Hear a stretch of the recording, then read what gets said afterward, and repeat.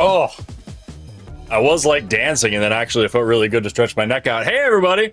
Welcome to SkepTalk. It's the show where skeptics talk. I'm your host, Forrest Valkai, and I'm joined today by the beautiful and brilliant Dr. Blitz. How are you doing today?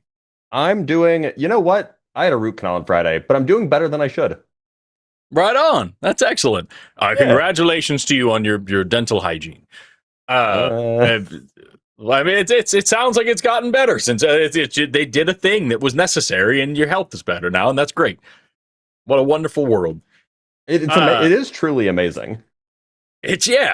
We've got a great show for everybody tonight because you've got one biologist and one physicist who are ready to take your science questions. We're looking for science deniers out there, people who don't believe in evolution, people who don't believe in the Big Bang, people who don't believe in LGBT folks, people who don't believe that the earth is round, people who want to argue about the nature of reality. This is your chance to do so. If you believe in a god or gods and want to talk about the Bible, we can do that. But more importantly, more especially, if you're the type of person who says, well, the Bible says that the earth is flat and covered by a firmament and that all animals were created after their kind on the sixth day, and that we need to believe it that way, and that God made male and female only, and all these, and whatever other thing you want to talk about, this is the show for you. The number on the bottom of the screen there, 720-619-2288, or use the web link in the description if you're outside of the U.S. We're here to take your calls about religion. We're here to take your calls about science, and we might even take some calls about politics, because Trump is a senile pedophile who is a complete fascist dump who is destroying our country and also destroying science. And so we would love to talk about that too. I saw a thing on Threads today. Some guy was posting, like, if Trump cured cancer, you leftists would still hate him. He literally cut cancer research. He literally cut funding for cancer research. And also, didn't he, like, defraud and steal money from a cancer charity for kids? I'm pretty sure. Like, yeah, it's a really cringe thing. You know, I'm curious. Yeah. So, like, look, you know, we deal with science deniers between the two of us quite frequently. You deal with evolution deniers primarily, well, not primarily, but perhaps that's your best field of expertise. I deal with Big Bang people, Big Bang deniers, young earthers, that kind of thing. Where are all the chemistry deniers? People who think, you can't combine carbon and silicon and that, like, what? It's funny. I actually have had one.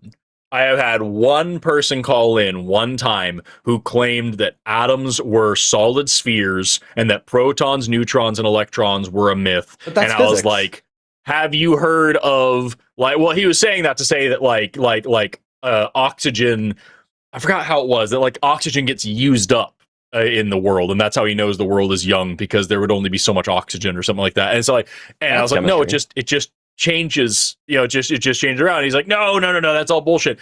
And his argument, when I explained, I was like, have you heard of like Rutherford's experiments showing, like, how the nucleus of an atom, where it is, like the gold foil and everything? And his argument was, I don't know, was he English? Because if he's English, he's a liar, and I don't believe him. And I'm like, you know what? We agree, but still. So true. Oh, it's wild, New Zealander, man. By the way. Rutherford was? Yeah. He's on there. I'll tolerate that. But I think he may have like British parents, or maybe he was born in New Zealand but then worked in England or something. He had some connection with the Brits, and not just all the connection that all white people in New Zealand have with the Brits. For sure. With that in mind, I just want to let everybody know we're only taking a couple of atheist calls tonight. We're going to try to keep it to theist calls as much as we can. So we've got on the line right now, we have one atheist who's calling about evolution. We have one atheist who's talking about anti-science stuff. Willing to take an atheist who wants to talk about physics, if you have like an interesting physics question. Beyond that though, I would love to just talk to theists tonight, and so we can keep the show not crazy short, but I don't have it in me to do 8 to 10 hours tonight because we are. I was just talking to. I need dinner at some point. Yeah, I've got to finish a video, and then I've got to get to the National STEM Festival, which everybody should go, by the way. And yes, to the screener who's asked me a question, let's go ahead and let this one more atheist through there.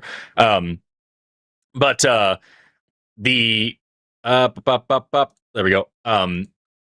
We've got the National STEM Festival coming up, by the way, and so if you're in the DC area, I'm gonna put this thing in the chat right now. This is the link to the thing. There we go. That's where I'll be later on this week, and you should be too. I believe it's free to attend, and you get to just go see these amazing students who are so much smarter than I will ever be, showing off their inventions, their work, their studies, the things they're learning. There was this one kid that a few of them that I remember. One was like breeding mealworms to digest styrofoam. One of them was they lived in some rural community. I forgot what they grew there. But they still had like Corn, lead probably. pipes in their schools. Probably, who knows? But they still had lead pipes in their schools. And this kid used the ashes from whatever the local crop was to build a filter that filtered out more lead than the government filters did. There were kids that were studying Alzheimer's disease and using like really sophisticated rat models to do so. Like, there are kids at this festival that are doing more interesting work than some of the people I went to grad school with, probably myself included, if I'm being very honest. So imagine being a kid. Yeah. Imagine being a kid, like a 16 or 17-year-old, and then going to your local PetSmart and buying mice just to mess with their brain. Like, that's such a supremely dorky thing to do.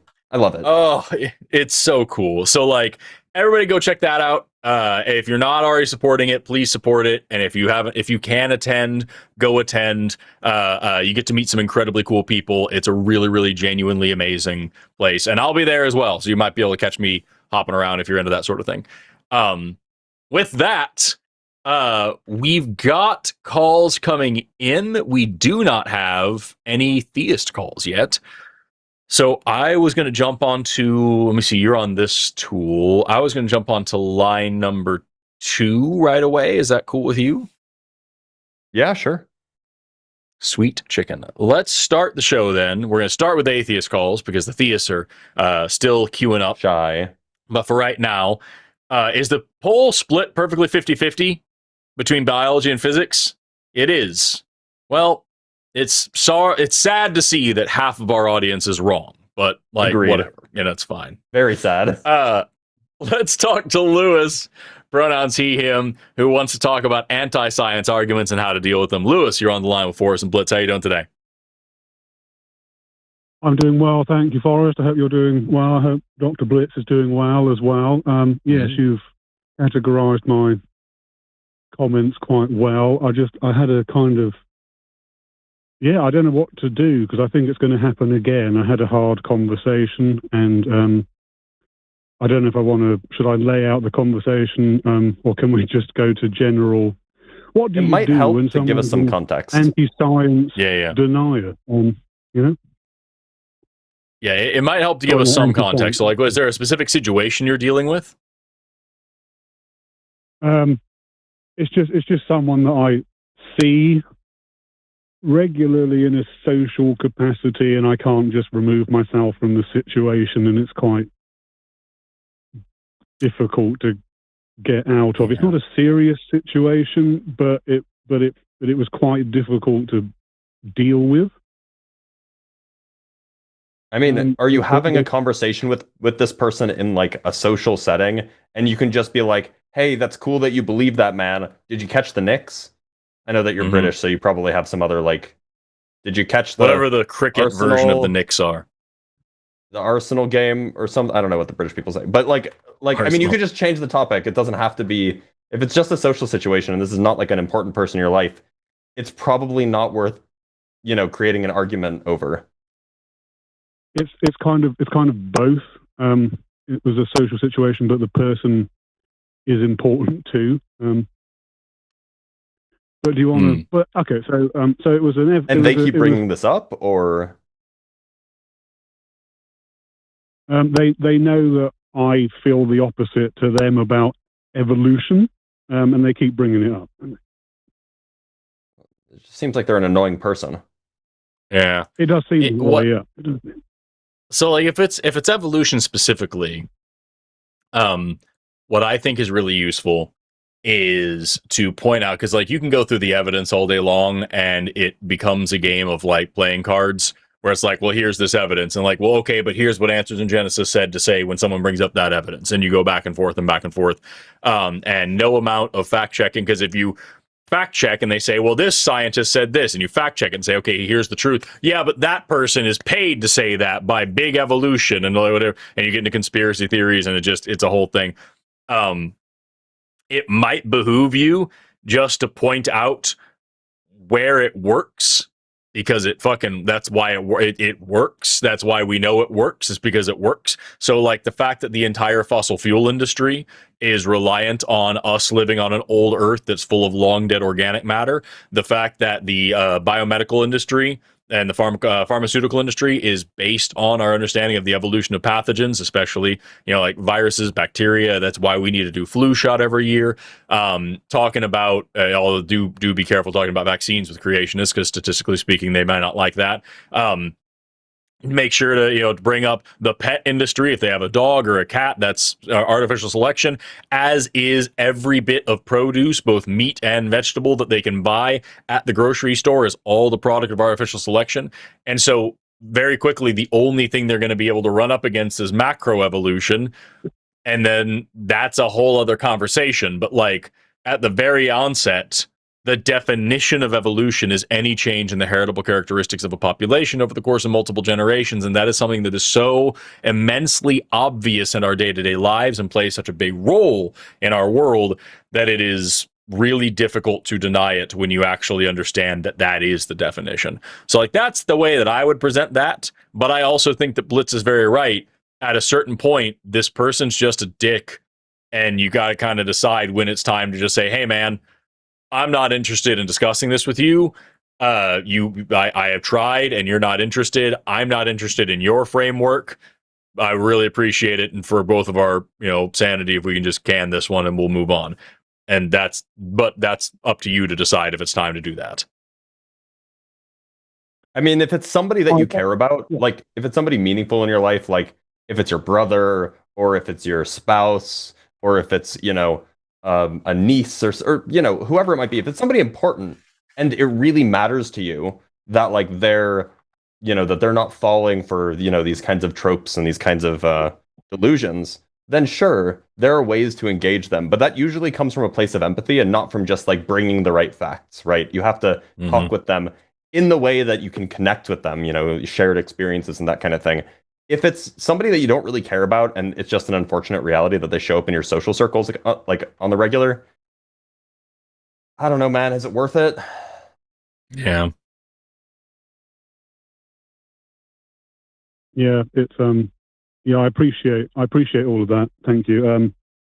It's a case of they're not theist, they're just willfully ignorant of science. They're not theists? And they're not theists, no. That's befuddling. Yeah. It happens. Yeah. Rarely. Yeah.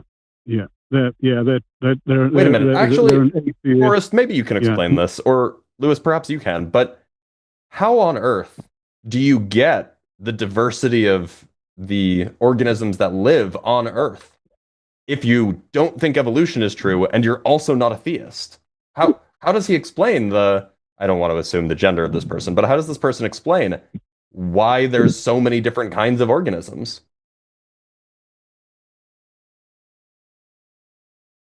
Yeah, I had that conversation. I've never wanted to put my head through a wall more in my life. So it was basically a case of humans no evolution, everything else, evolution's fine. Then how does he account for humans? How does this person account for humans? It's a case of humans were designed with extraterrestrial DNA, which is why they're so physically different to other apes and shit. Yeah, okay, I know the type. Yeah. Okay, then like, all you got to do is ask, where did the extraterrestrials come from? Where did their DNA come from? Did they evolve? Because if so, then all that happened is that evolution took place on a cross-planetary scale. Yeah, we've tried that. I tried because I think they're young Earth as well. So I tried. How? What? Who is this? Who is this non-theist young Earth creationist? Yeah. Oh man. Yeah, it was that you see why I called, because I don't know what to do. I want to meet this person. I appreciate all of your thoughts on it. Can you get them to call us? Yeah, please just send them a text and be like, "Hey, call in. Yeah. I don't want to talk to you, but these guys do." Right? Yeah. Oh. By the way, that is an unironic, legitimate request. If you can text him and ask him to call in right now, that'd be great. We would love to talk to him for real. But like for you, Lewis, like we said, man, it's just there's a point where you have to decide how worth it these conversations are. Finding some common ground, some empathy, and helping them feel heard, not talked down to, is really important. And then also showing how science works rather than just explaining the evidence for it is another great strategy. But like, at the end of the day, if somebody tells you that you are not going to change their mind, you need to believe them and you need to move on. Because there are some people that sink so much of their personality into these things that they have just decided that this is who they are now, and they can't change them. Yeah, that's also fair. Yes, I was really trying to engage in good faith and be polite and try to listen as much as I could, and it wasn't reciprocated. So yeah. No, this person has already decided that you're wrong, and there's only so much you can do about that. Kind of sucks. Some people are like that. Yeah. In the biz, we call them bitches. Hey, we do not call people bitches. We call female dogs bitches, and that's it. Oh, trying to outwoke me right now? How dare you? Yeah. With that, Lewis. With that, Lewis, we're gonna jump on to the next one. But we really appreciate you calling in, man. Yeah, thank you for taking my call. Yeah. Good luck to you, sir. Bye-bye. Forrest, did you know that at the end of the day is night? That's true. That is very true. I've stopped using that phrase ever since I came to this conclusion. My wife told me that I couldn't keep acting like a flamingo, and that's when I put my foot down. I don't know. It's so stupid. It's so stupid. Not stupid. Brilliant. Wonderful. We've got several other calls for everybody today, and calls are still coming in. So if you out there are a believer in the God of the Bible, if you believe that we need Jesus in our lives, if you believe that the earth was created in 6 literal days, if you believe that men are made from mud and women are made from ribs, if you believe that the Big Bang never happened, because where did the bang come from? If you believe that the earth is less than 6 to 10,000 years old, because all the fossils laid down were all laid at the same time during the global flood. If you believe that Noah's Ark has been found in Turkey and we can see it right now, and if you believe that the earth is a flat disk covered by a firmament dome, and if you believe that vaccines are government experimental bioweapons to change your DNA, or if you believe that something else that we talk about, you believe that Donald Trump and the Trump administration are good for science, call in. That too. Number up on the screen, 720-619-2288. If you believe any of these things and you want to take it up with some folks who talk about this stuff for a living, this is your chance. 720-619-2288. Or if you're outside of the US, like our last caller was, you can use the web link down in the description. We've got still two atheists on the line, and we got two people, one person, maybe two people, in the call-in studio, in the call screening, going through there. Let's talk to Matt.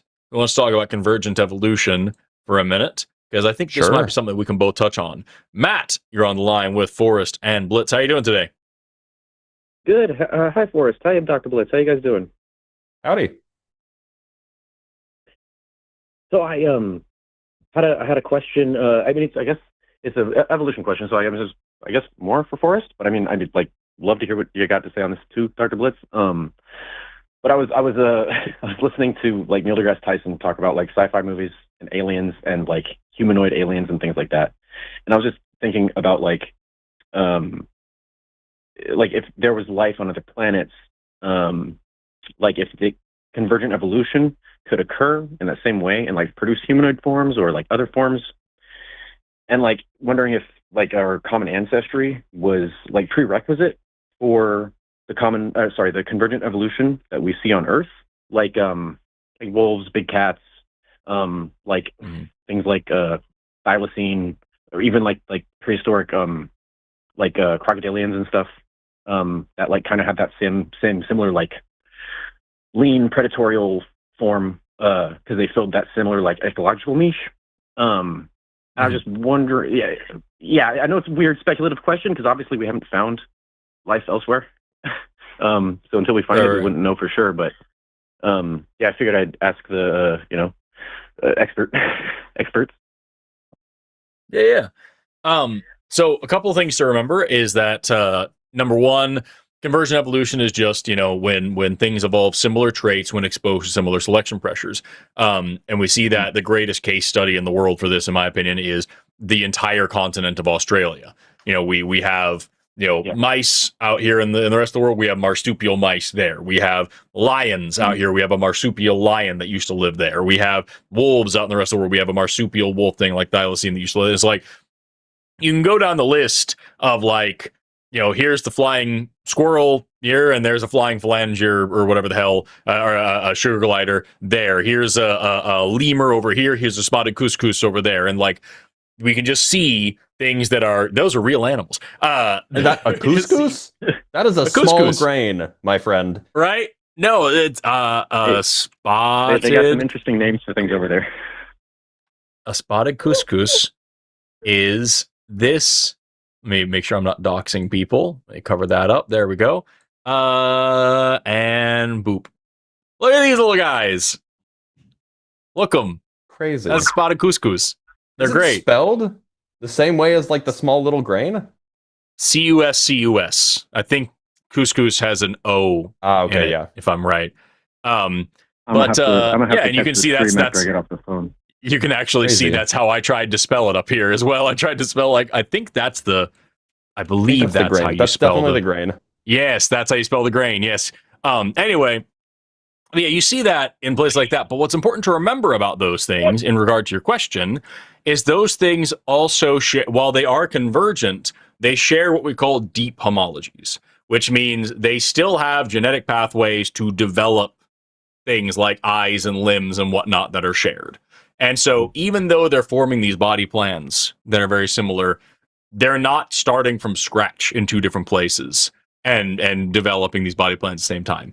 And so, like, if we were to look at another planet, there's no reason to say that these things would be tetrapods. They would have 4 limbs instead of, maybe hexapods, maybe 6 limbs. There's no reason to say they would be pentadactyl. They would have 5 fingers or toes. They could be more or less than that. And there's no reason to say that they would be bilaterally symmetrical with only 2 eyes. They might have an odd number of eyes with 1 in the middle. And the reason why we can say this is because we've seen all these things over the course of Earth's history. So we've had animals with, more than 4 limbs or less than 4 limbs that worked out just fine until the 4-limb strategy took over and became dominant. Same thing with pentadactyly. We've had animals with lots of different numbers of fingers and toes until the 5 pattern took over and became dominant. Anomalocaris had 5 eyes instead of an even number with 2 on the same. Then 4 eyes or 2 eyes or 8 eyes, even numbers of eyes became a thing. And we even see this today with iguanas and varanid lizards and whatnot that still have like a parietal eye. They have like a center little dot on the top of their head, which is kind of an eye that can see shadows and shit. And so like there's a million examples of things like that. Yes. Yeah. And so we can say that like, would life do similar things? Almost certainly. Would life look the same? Who fucking knows? And then the reason why I thought this would be fun for Blitz as well is because this is also a question about what kind of planet is it. If you have a planet that's like 50 to 50% however much bigger than the planet Earth, it's going to have more gravity, which means at the very least things are going to need way denser bones and way stronger muscles. At the very most, you might have things that are like hexapods just for the sake of being able to stand up. They need all these extra legs. It's almost like Project Hail Mary. Yeah, exactly. No, it's like a centaur, a starfish. That a couple days ago. I always had a thought when I was first thinking about stuff of like a centaur starfish. So like it's got, instead of like 4 legs in the back and then one, it's got like legs radially all around and then the torso coming out in the middle. So it's got that extra balance. You know what I mean? Like, I don't know, man. Sounds awful. Here's a thought. Sorry. Yeah. Well, you're fine. You're fine. I'm just rambling at this moment. But like one of my favorite thoughts about this is if, for example, we see human evolution right now, the trends that we see in human evolution are that we are getting much taller because of nutrition is better. And we are getting bigger and bigger heads, mainly because of cesarean sections and the like.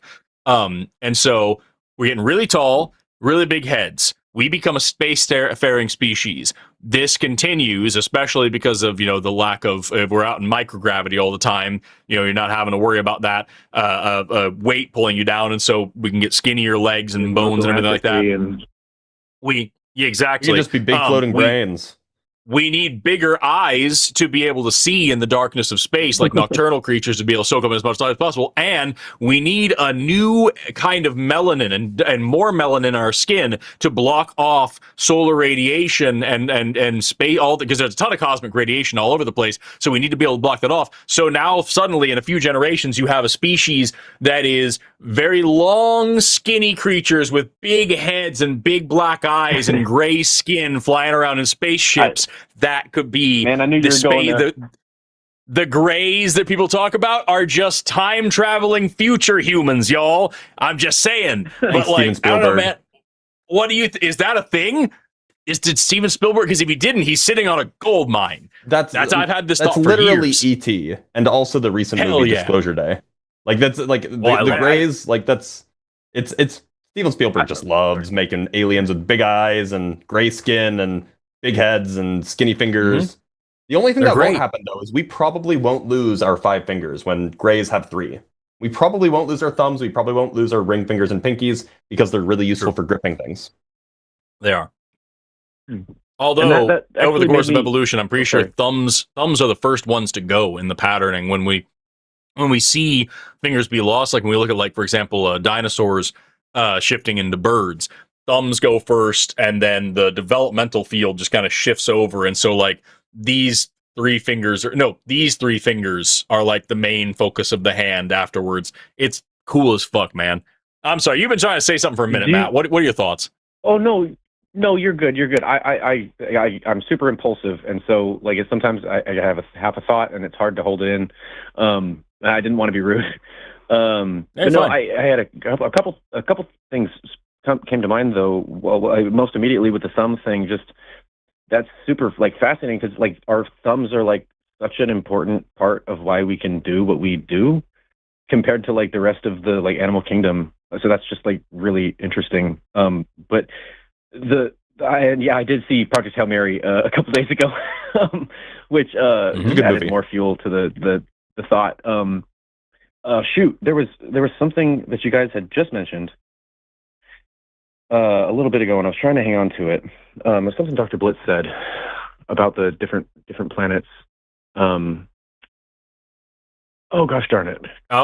I was talking about how different types of planets would have different selection pressures. Like I brought up gravity, but also like density of the atmosphere, composition of the atmosphere, how much radiation is getting through, what kind of radiation is getting through. Like all these things would also have major impacts on the development of life and the evolution of life on these different planets. That's what I was saying. Blitz might have something to say about, because he might be able to say like, oh, this is a planet that you would expect to have this kind of thing because they have these kinds of whatevers. And I know as a mathematical physicist that if you have this kind of chemical in the atmosphere, you're going to have a dick of this diameter, and that's what we can all learn. Sounds like a chemistry problem. Yeah. I guess it just popped in my head though, the thing, because like once we become like an interplanetary species. If I mean, even the distance from here to Mars is so great that like, unless we can come up with a really fast way of traveling between planets, like our species will be like separated by distances that like we've never been separated by before in like our history. And so like I was just I feel like that would be the first opportunity in like you know as long as we've been here that like we'll be able to diversify and like speciate maybe. I don't know. I mean, it's interesting, right? So there are differences in humans. Like the most obvious difference is like facial features, skin color, various like heights and like body shapes. There are differences in humans, and I suspect, and Forrest can correct me here, that those kinds of changes arose when humans separated from each other in the brief period of time when that was possible. Most originally, you had all of these humans in basically Eastern Africa, and then for a brief period of time, maybe 100, 200,000 years, humans ended up all over the place. And they were separated from each other, and these traits can develop. But then, very quickly on an evolutionary timescale, you have humans coming back together. I mean, in the last, basically, there's no more room for evolutionary isolation anymore because, Exactly. my wife's parents were born in Cambodia, which is about as far away from, the North America as you can get. And yet, we're married now. And that's because the world is connected, and the world has, the human species was only separated from itself for a few 100,000 years at most. If humans end up on Mars, you're absolutely right that will give us another chance for humans to differentiate again. And who knows how long that'll take place. I mean, technological developments over the course of hundreds of thousands of years would be sufficient that I don't think that there would be enough time for significant human differences to develop over, a few hundred years, a few thousand years, perhaps, because, give it a few thousand years and humans will probably be jumping from here to Mars in like a minute or I don't know, whatever. But but it will really be the first chance that we get as humans to actually differentiate again, which would be very interesting.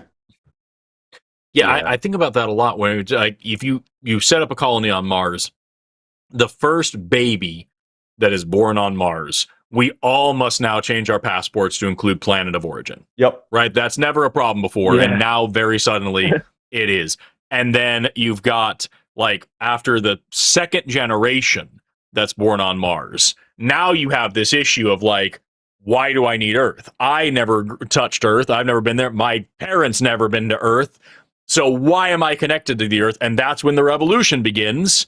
And I made a video a while ago about exactly this thing, that like we can be a part of a political movement that isn't going to happen for at least a century right now. Free Mars, hashtag free Mars, Martian independence. Yes, Martian independence, Martian liberation. Down with the Terran oppressors. Damn right. And so that's what I'm all about at this moment. It could be a socialist haven. I'd move there. It'd be dope. But yeah, that's it. There's a whole thing there, yo. And after a certain amount of time, a lot of carbon dioxide in the atmosphere. But like, I'm just saying, it could be dope. I think, personally, we're all getting way off topic now, but I'm going to bring it back eventually. Like, personally, like, Mars is half the size of this planet, and it's got a dead core. So it's not going to have a functional magnetosphere. There's no way you're going to make an atmosphere work there in the long term. You're going to have to build pods for people to live in. It's just not reasonable. Meanwhile, You go in the other direction, you've got a planet with a hell of an atmosphere that's the same size as Earth. And the only problem is that it spins slow as dicks and in the wrong direction. Well, I mean, there's So, also the problem of it raining sulfuric acid and being 900 degrees. But, I feel like you can problems. fix that. I feel like you can fix that more easily than you can fix starting up the core of a dead planet. I don't know if you can fix that, but you can just live on balloons in the upper atmosphere where it's pretty nice temperature. The pressure's not very high. Doesn't rain sulfuric atmosphere in the upper atmosphere, you know. What I'm saying is that we have already sent probes to the sun, like really, really close to the sun. And we have also sent stuff to Mercury. Did you know that there's ice on Mercury at the poles? There's craters that never see the sunlight, and there is ice on Mercury. So what I'm saying is Mercury is this tiny little planet that is just full of metal, and it's a piece of shit, and it's not helping anybody. And we could land a thing on near one of the poles on Mercury where it's very cold, but it isn't getting blasted to fuck by the sun. And you could build a base there and start a mining operation.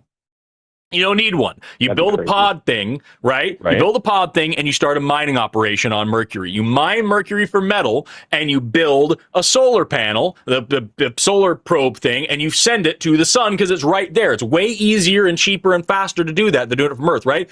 And you take the energy that you're getting from that immense solar panel to launch something one planet over instead of across. We'll argue about it later. The point is that you're on Mercury.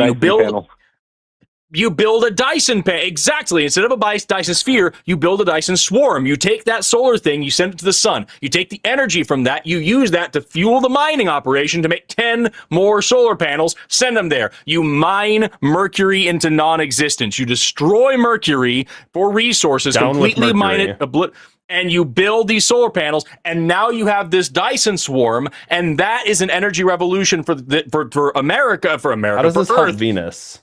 I'm getting there. Okay. So that is an energy revolution Let's see for the manifesto, Earth. Forrest. That is 10 times greater than comparing nuclear energy to the first fucking Homo erectus rubbing sticks together to make fire. Like we've got just trying to colonize Mercury. I didn't know that you were in favor of I'm trying to destroy Mercury. Mercury. I didn't know you liked the British. Build the Dyson swarm.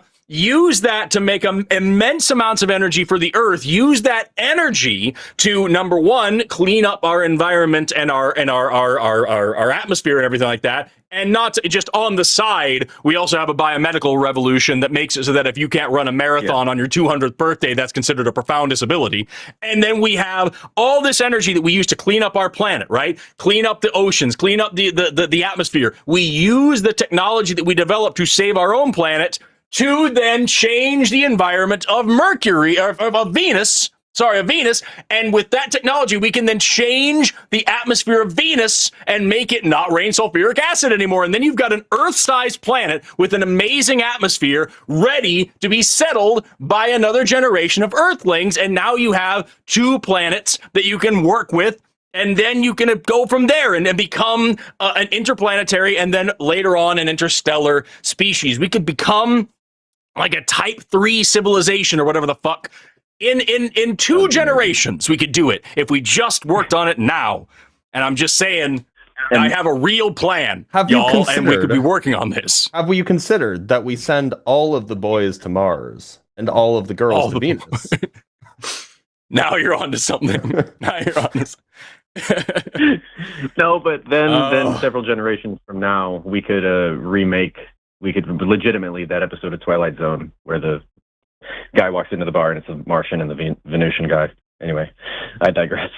Hey, I'm just saying, we're that close. It's really not people close. Like to pretend we're far away. It's very close. And people are pretending like we're far away. It is. There's an interesting phenomenon here, and it's actually like orbital mechanics are very unintuitive in this way, but it's actually way harder to get to Mercury than it is to get to, say, Jupiter. Because the amount of fuel required to lower your orbit is extraordinary. Because I mean, essentially, you have to match Mercury's orbit, and Mercury is flying around the sun so fast. So you basically have to catch up to it. whereas Jupiter's going pretty slowly, all things considered. And so you actually just have to lose a little bit of speed that you carried with you from the Earth. It's generally easier to go further from a gravitational body than it is to go deeper into the gravitational well. I feel like that is a small problem considering the benefits that I'm talking about here. I feel like you're being a party pooper. I mean, you could just go mine Jupiter's moons. You could go mine Jupiter's moons, but like also I feel Jupiter. like that's So what is it? Europa has methane lakes on it. Who needs all this renewable crap when you can just cause a greenhouse effect on Europa by burning all of their methane? Make Europa nice and warm from the greenhouse effect. Burn all of the fossil fuels. Who needs solar panels? You have an entire dwarf planet filled with methane. Easy peasy. All right, but we're running into the same issue where we're going to run out of the goo then. And you only got a few generations for running out of the goo. I'm talking about unlimited nuclear energy here. Unlimited? Talk about 5 billion years unlimited. Yeah, 5 billion's better than like whatever 500. What? How do you feel about tokamaks? Is what I want to know. I'm fond of tokamaks. Me too. So maybe this is where we start. To make a tokamak. It's easier to make a tokamak in a place that's A, not hot, i.e. cold, and B, has very little atmosphere, like the moons of Jupiter. Where are you going to get the water from, though? Because you need deuterium and tritium. There's so much ice around Jupiter. In fact, Saturn's rings are almost entirely ice. And it sounds like you. I appreciate what you're saying, but I feel like your way is so complicated because it's involving so many different individual moons and planets, and Jovian planets no less. So you're gonna fall in and get squished into fucking solid hydrogen. We've visited meanwhile, the moons before. Mercury is right there, and it's a drifting scumbag. What? It's a mooch. Forrest, it's a leech. That's just sitting there. That's what the American Manifest Destinyers said about the American West. It's just a hot desert. Nobody lives there. Turns out people live there. You can't just go ahead and ruin planets, Forrest. Show me a Mercury person that's going to complain. So now we're denying the personhood of people from Mercury? Literally, yes, because they don't exist. Forrest needs to get more woke. I'm just saying. It's right there. We're very floating around a gold mine at this moment. Well, let us know in the comments then. Are you team destroy Mercury or are you team bring make greenhouse Europa gases? Habitable. How about that? Yeah. Are you team climate change on Europa or team destroy Mercury? Where are we? Would destroying Mercury, I know it's super small, but would it affect the orbital mechanics of the greater solar system? No, it wouldn't. In a major way. But you know what it would do? It would prevent future scientists from observing the precession of the perihelion of Mercury and rediscovering general relativity in the event that all knowledge was lost. If we didn't have Mercury, we couldn't notice that its perihelion was precessing, and then we would never discover general relativity. You're saying that as if science is definitely going to start over, and that's the only way we would have noticed that problem. I don't know, man. It just seems like it's a possibility that you're neglecting. Also, do you really want to destroy Mercury when that's who Freddy was named after? Now you're talking. Anyway, with that, Matt, we're going to jump on. We got a couple of theists calling in, so we're going to jump onto those calls. But this has been fun. I appreciate you talking to us. I really appreciate you guys' time, and I thank you guys for indulging me with that. I know it was speculative, and but you guys are awesome, and I really had a blast listening to what you guys had to say. Thank you. Thanks for being here, man. Hell yeah. Take care, man. Bye-bye. Have a great night. Bye. We've got a couple of theists, and then I want to take this physics question for you, and then we'll talk about this biology question, and then who knows what else will happen in the meantime. Do you have a preference between, I think number 7 is where we go. So we have number 7. Number 7 and number 8 are kind of similar, actually. Yeah, but I think number 7 is more general. Yeah, that's probably true. Go ahead. Different Matt. It's a different person named Matt. This person is a theist who wants to talk about science and religion working together. Matt, you are on the line with Forrest and Blitz. How you doing today? What's up, guys? I'm doing well. How are you? Howdy. I'm all right. All right. It's been a while since I excited called now. in. Yeah, it's been a while since I called in. Last time I called in was probably like November or something like that. Called in a couple times, but you know, I've been through a lot since then, and I'm ready to go through another round with you guys. Sure. All right, fight us. Or don't. All right. Bring your A game. So, We'll be very mean. that's whatever. But my whole thing is essentially, what is it that you guys like? Like, why is it that it's in you guys believing in a higher power, such as, you know, God, a theistic being? Why is that like fantasy for you guys? Like something that can't even be considered? I just It's don't not think that it's it true. can't be Yeah, exactly. It's not that it can't be considered. It's that it's not true.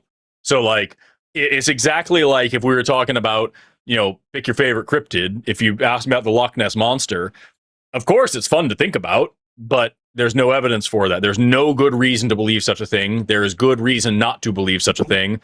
And so I'm just not going to believe such a thing until someone gives me a reason to believe such a thing. And meanwhile, science is doing just a fine job letting us know what's going on in the universe. And we don't know everything yet, but the things that we are learning are extraordinary. And even when people who believe in God learn new things, they do it with science.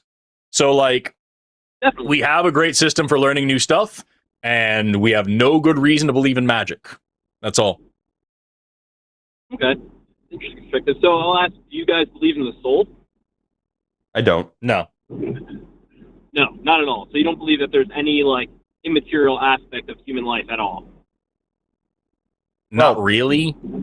So If whether or you not say- there's something immaterial going on, that's like a question of like, you could talk about like philosophy of mind, and you could talk about, oh, is the mind is the mental something separate from the physical? But whether or not that's true, and I take the position that it's probably not true, whether or not that's true, that doesn't mean that there's a soul. Yeah, I would say, like, Okay. consciousness, as best as I can understand it, is an emergent property of what brains are doing. In the same way, the comparison that I usually make is to the tides. So, like, there is no physical thing called the tide. The tide is an emergent property of the gravity of the moon's orbit around the Earth, and the Earth spinning on its axis, and the shape of water molecules that cause them to be polar and cohesive and adhesive. So, like, all of those individual pieces together, from the molecular level to the astronomical level, all of those pieces function together to create the effect that we call the tides. And it's the same thing when we talk about all these individual neurons firing in their own individual ways, all this neurological activity, chemical activity, electrical activity together combines to make, you know, consciousness. So I can say that's not technically a physical thing, but it is a physical it is a physical process. And I don't have any reason to believe in anything that is independent of matter in these ways. Okay, that's fair. Yeah, I'm a bit of a interesting kind of Christian because I'm not a science denier at all, and I'm also very Love that. I scrutinize the Bible a lot as well. This might be heretical for me to say, but I've come to the conclusion that, you know, the Bible is not like 100% truth by any means. It's a good conclusion to come to, but it does, you know, I don't want to say beg the question because that's the incorrect usage, but it does, you know, make me wonder, what is it that convinces you to be a Christian if you recognize that the Bible is not 100% true? Like, how do you determine which parts are true and which parts aren't? Yeah. I mean, I'll be honest, you can't really. I'll be straight up. I have kind of been putting off a pretty deep dive into the Bible and really, like, examining it from all the different areas of learning that I've been through so far in my life. But just going through college, you know, for example, I was sitting in, like, my Western civilization class, intro class or whatever, my freshman year, and we're talking about, like, the Epic of Gilgamesh and how the flood story's in there and all that stuff, and that really just kind of, like, opened my mind with, like, oh, shit, Sure. you know? But for sure, what really drives me to still be a theist and, like, to believe in God and Jesus and all that is really um, it's kind of just like a building of a bond over throughout my entire life, you know, because since I was like 8, you know, that's when I fully opened up my heart to Jesus and accepted it. And I know it's really hard, obviously, to have proof for something like that, but I've noticed a genuine difference in my life for when, you know, I'm open to God and Jesus, and I'm spiritually open, and I'm working on follow, you know, good moral Christian values versus when I'm not. It's a genuine, like, real feeling, like a hollowness, if you could say, Matt, of when really quick. yeah. Sorry. Yeah, sure. There's a lot of things there. I have to ask you. I really want to talk about everything you just said. Are you driving right now? Yeah, I am. Okay. Is there any way you can pull over? Yeah, sure. Okay, great. It's just channel rules. We just don't take calls while people are driving because it's not safe. Because people get worked up. No, you're fine. You're fine. People get worked up. They talk with their hands and they get in a wreck, and we can't be responsible. But like, I do want to talk about what you're talking about here. I just want to make sure we keep you safe. So Matt, you were saying, and I hope that you do pull over. So Matt, you were saying that like, oh, go ahead. Sorry, I'm like 6 minutes away from my house. Is that like acceptable? I don't know what's right. I tell you what, we're just can I put you in the call-in queue again, and we take your call back in just a couple of minutes? Is that okay? Yeah, sure, that works. Okay, great. Because I really want to talk about what you're talking about. So we will bring you right back. All right. All right, cool. All right, sounds good. Okay, because that's especially the stuff about talking about Christian ethics and more. I want to have that conversation. So, okay. In the meantime, really quickly, while we wait for just a few minutes, is it okay with you? Do you want to do line number 4 or line number 9? Line number 4, line number. I don't even see line number 9. Yeah, I don't see line number 9. Oh, line number 6. It's line number 6 for you. I'm looking at both tools. Either one's fine. Let's do 6. Okay, sure. Quick question for Dr. Blitz from Aaron. Aaron, what do you got to say?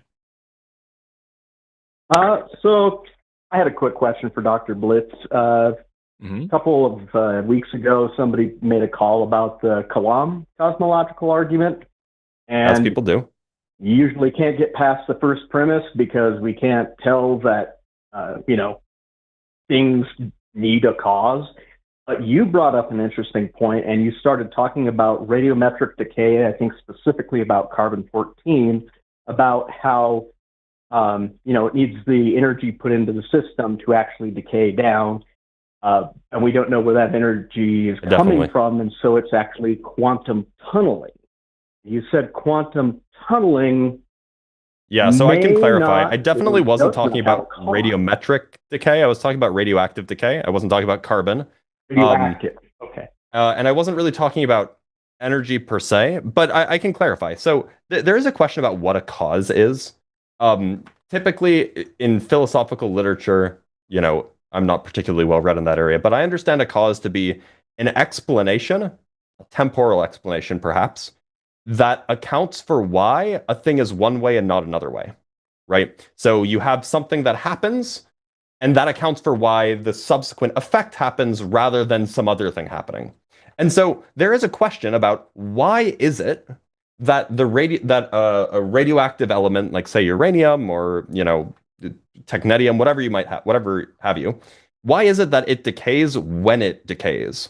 That is the kind of thing that we have no accounting for. And in fact, if you just go look at like the formalisms that we use, the mathematical formalisms that we use to describe radioactive decay of atoms, these are you could say like purely random events. Namely, they are triggered not by some particular event happening, but it is probabilistic in nature at its most fundamental level. Of course, this depends on your preferred interpretation of quantum mechanics, but setting that aside, the majority position is that this is purely stochastic, meaning that there is no actual cause for why it decays when it decays. Now we can talk about a cause for or an explanation for why it decays at all. That's fine. But the real question, which fundamental or the kind of the mainstream view of quantum mechanics takes, is that, or the real question is that not question. The real problem is that in the mainstream view of quantum mechanics, there just is no cause for why it decays when it does decay. Now, you could say, oh, maybe there's a cause we don't know about,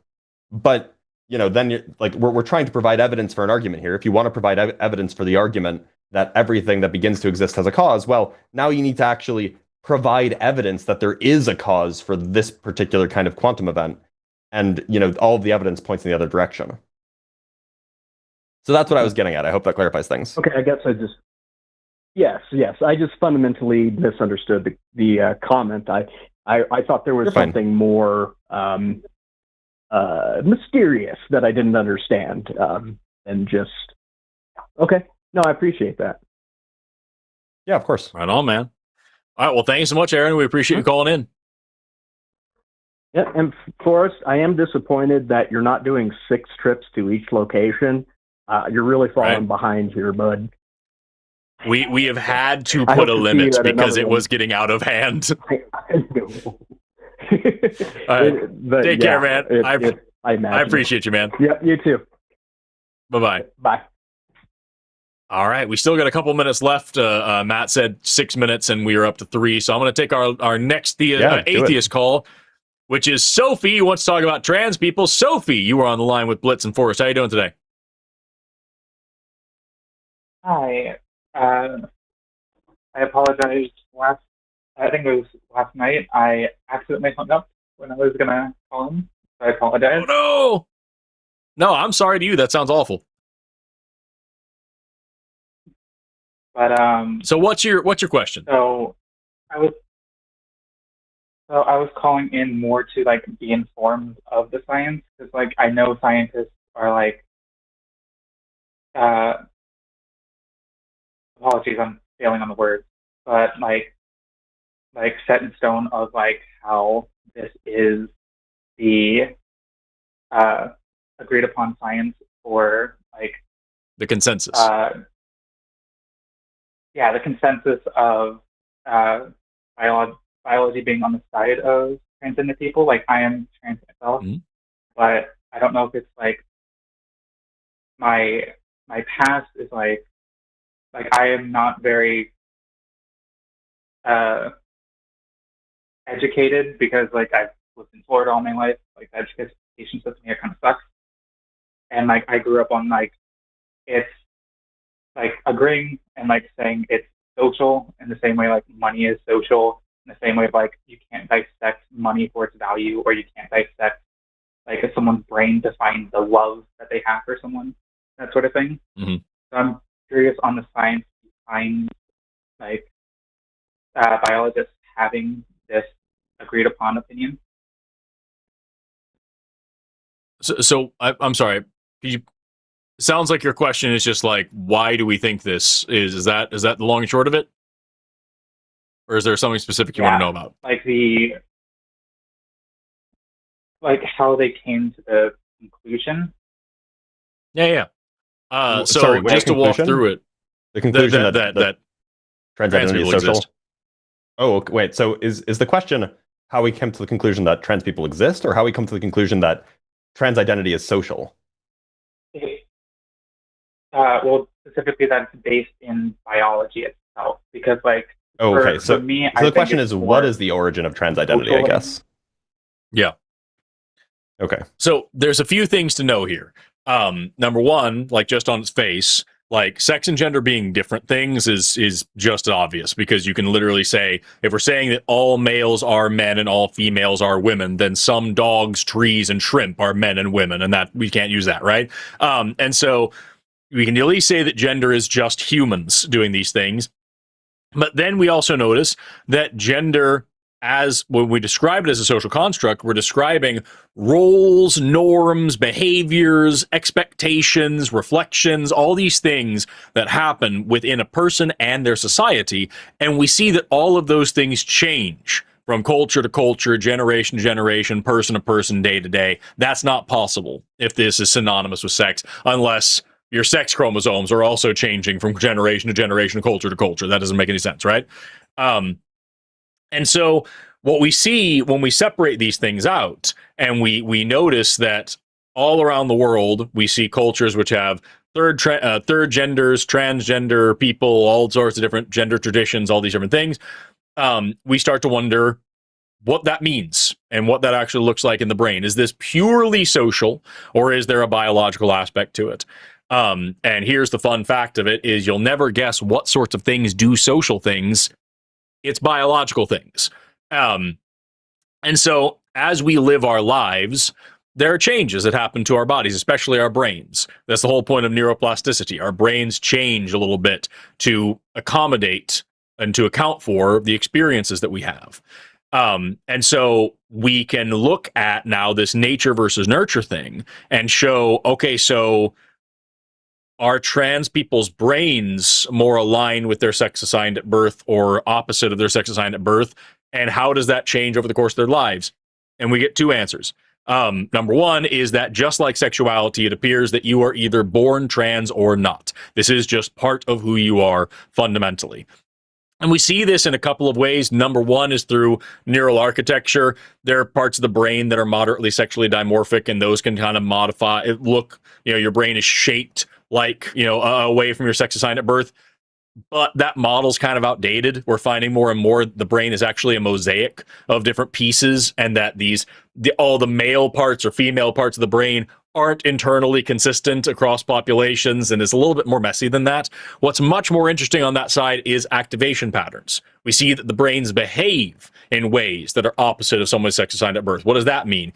It means, number one, if we put somebody in a brain scanner and we show them an image of their body morphing to look more like or less like their sex assigned at birth, a cisgender person watching their body morph towards a sex assigned at birth, exact same brain activation as a transgender person watching their body morph away from their sex assigned at birth.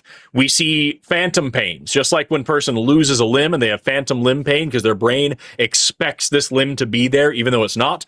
Trans people have phantom pain, phantom sensations of body parts that they have never had in the first place, but are expected of the opposite sex. We also see when we use those neural architecture patterns, those brain structure and size and all these things, we can put those into. There was this one study a little while ago that made a computer program that would, like, you did a brain scan and it would measure different parts of the brain and then come up with an estimation of how male or female this brain is, and it was damn good at it. And when you put a trans person in there, like, say, for example, a trans man, it wasn't all the way to where cis man was, but it wasn't anywhere close to cis woman.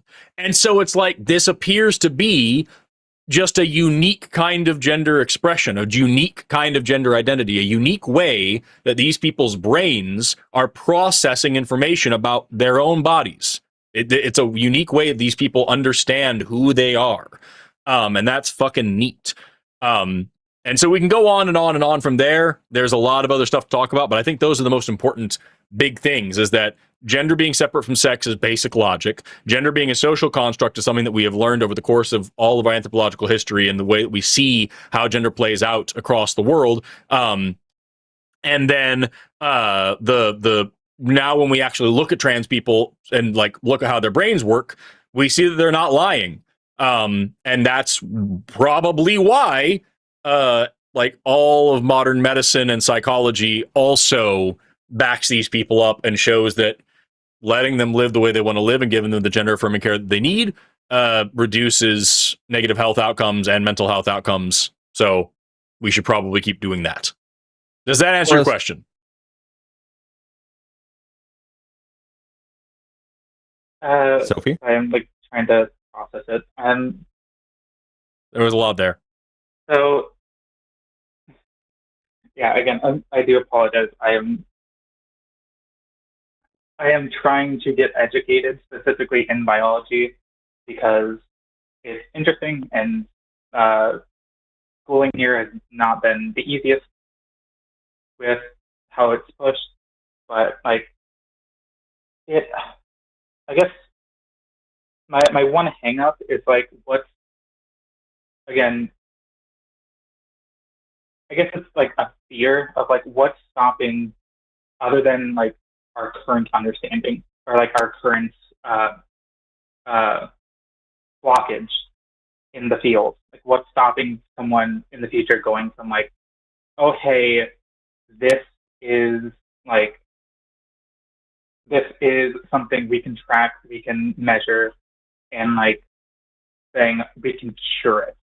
It's like, well, I mean, this is a social problem. Look, the thing is, and you know, there's a common hypothetical that can be used in conversations with people who are transphobic or, you know, anti-trans or whatever, which is mainly that we all recognize as people, like every human, you know, that's alive today recognizes that the person that we are is what's going on up here, not what's going on below the neck, right? If you take if you walk through the thought experiment of separating the head from the rest of the body, and then putting the head, and like for two different people, you like swap the heads on the two different people's bodies. Mm-hmm. Everybody would agree that you will end up with the wrong body, not you will end up with the wrong head, right?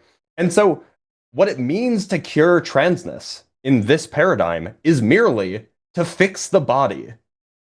Because you're not curing anything if you're changing what somebody is.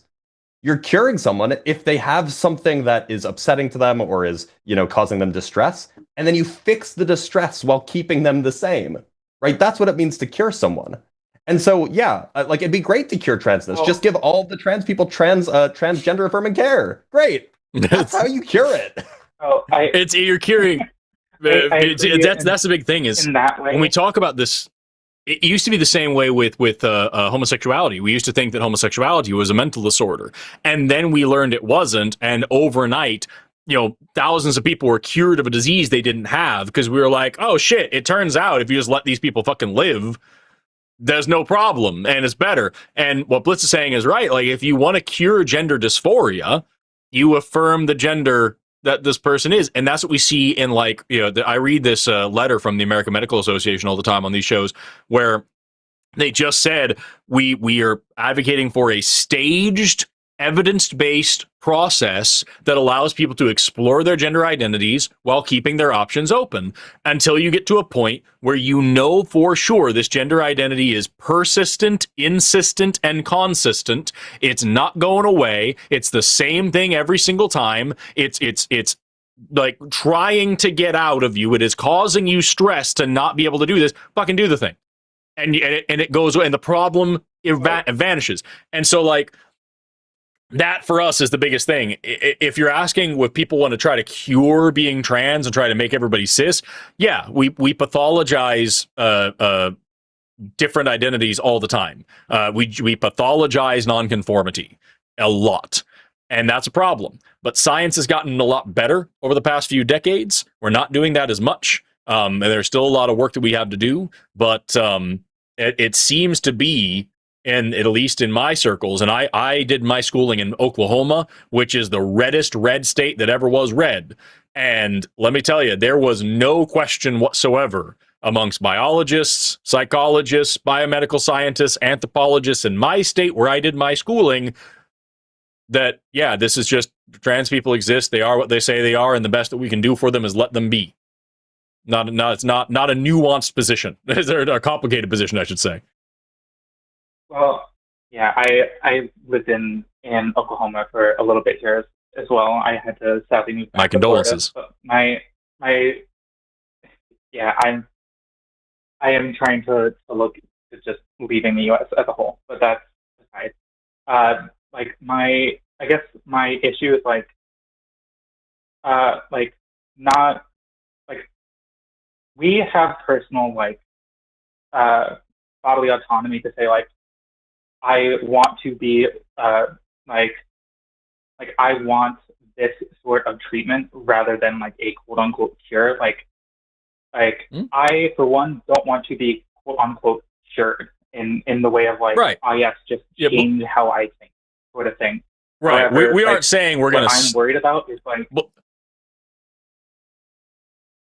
So I was just saying, Blitz wasn't being direct with that. He wasn't saying someone's going to stop you from being trans. He was just using the language to make the point.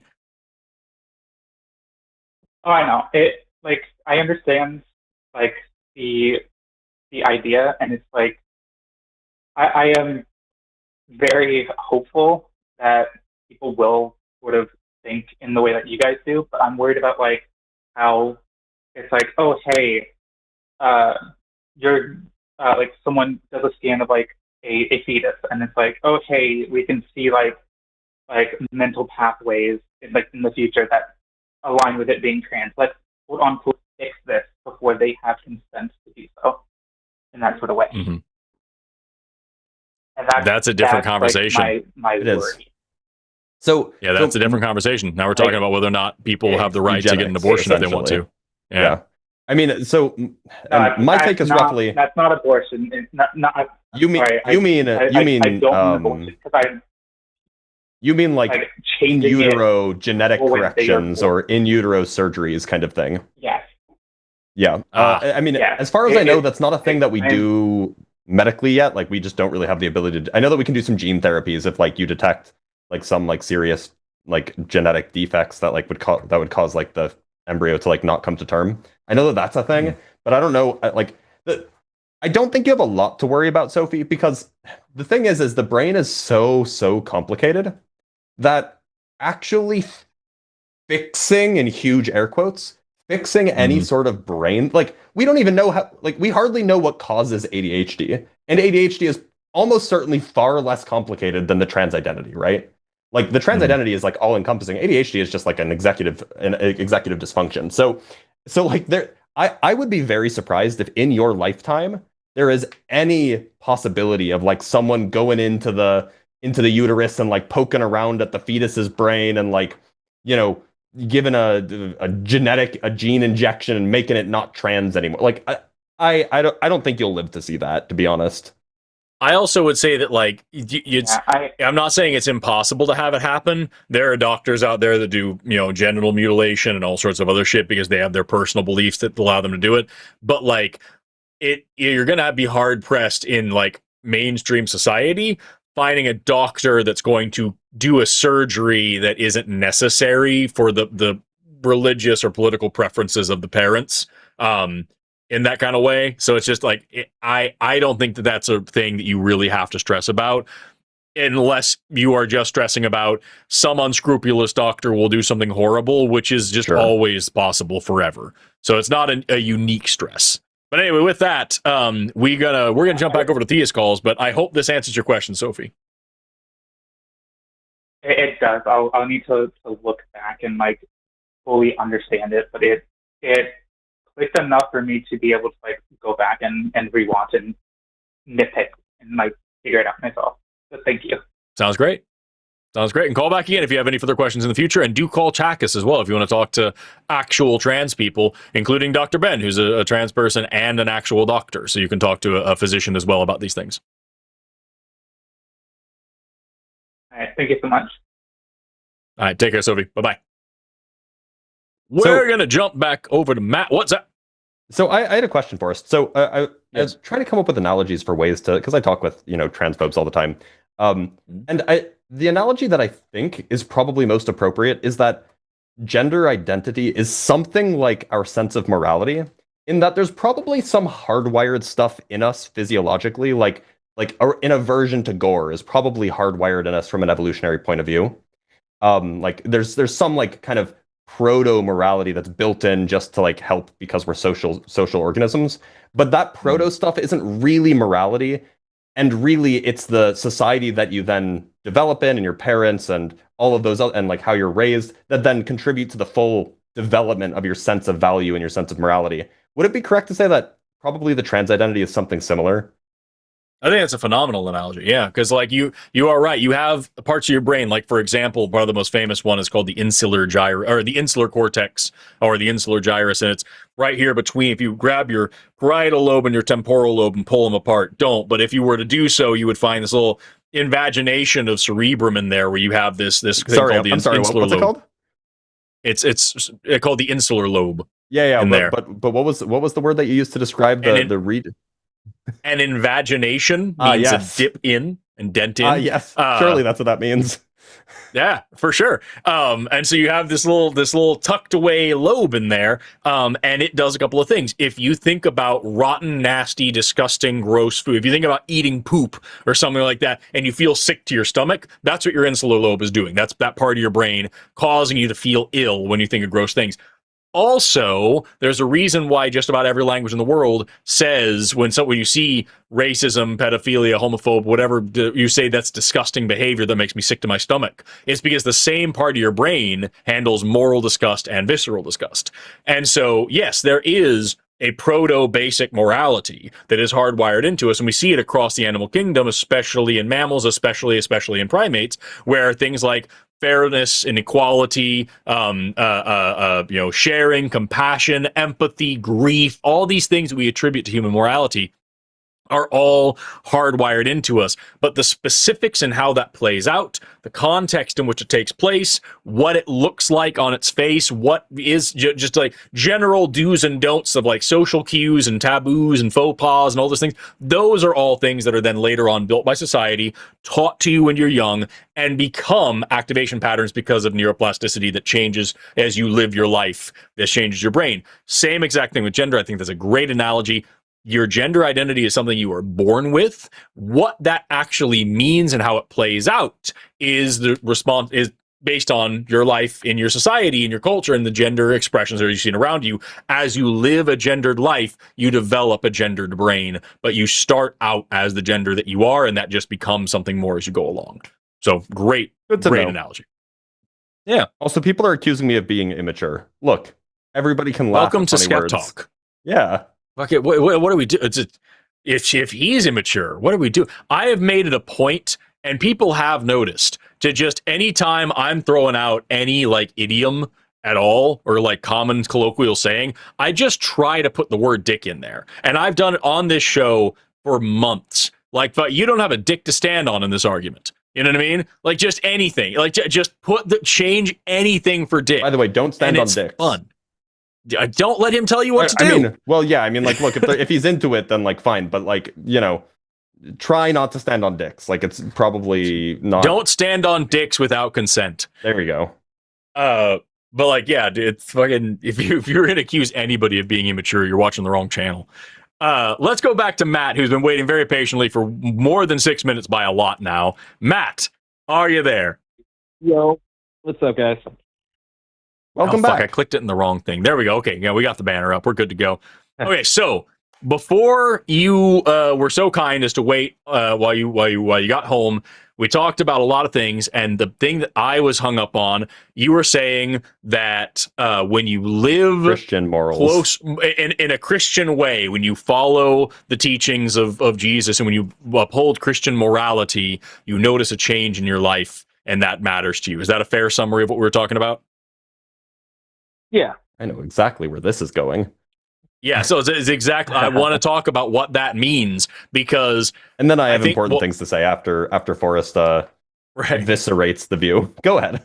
How dare you predict such a thing? But like, no, I think what we just talked about is a really good lead in here. Blitz and I were talking about morality, and I would say that like a lot of morality is something we evolved with, but the meat and potatoes of morality, what we really mean is when we talk about morality, is culturally constructed. And I don't think that the morality taught by Christianity is good. So like, what do you mean by that? And how can we understand it better?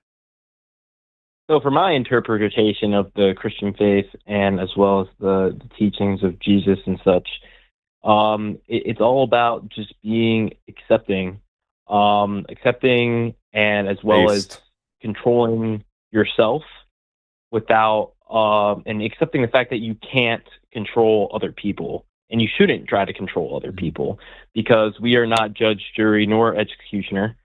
And unless you're on the jury or your job is executioner. It's like there's jobs. There are people who are executioners. Yeah, for sure. I meant more as far as like a spiritual execution and such, not necessarily. Because I believe in the soul, and I believe in the great beyond, as you could say. So, I don't truly believe that we have the power to destroy in the same way as, God per se. So you said earlier that you don't believe that the Bible is 100% true. No.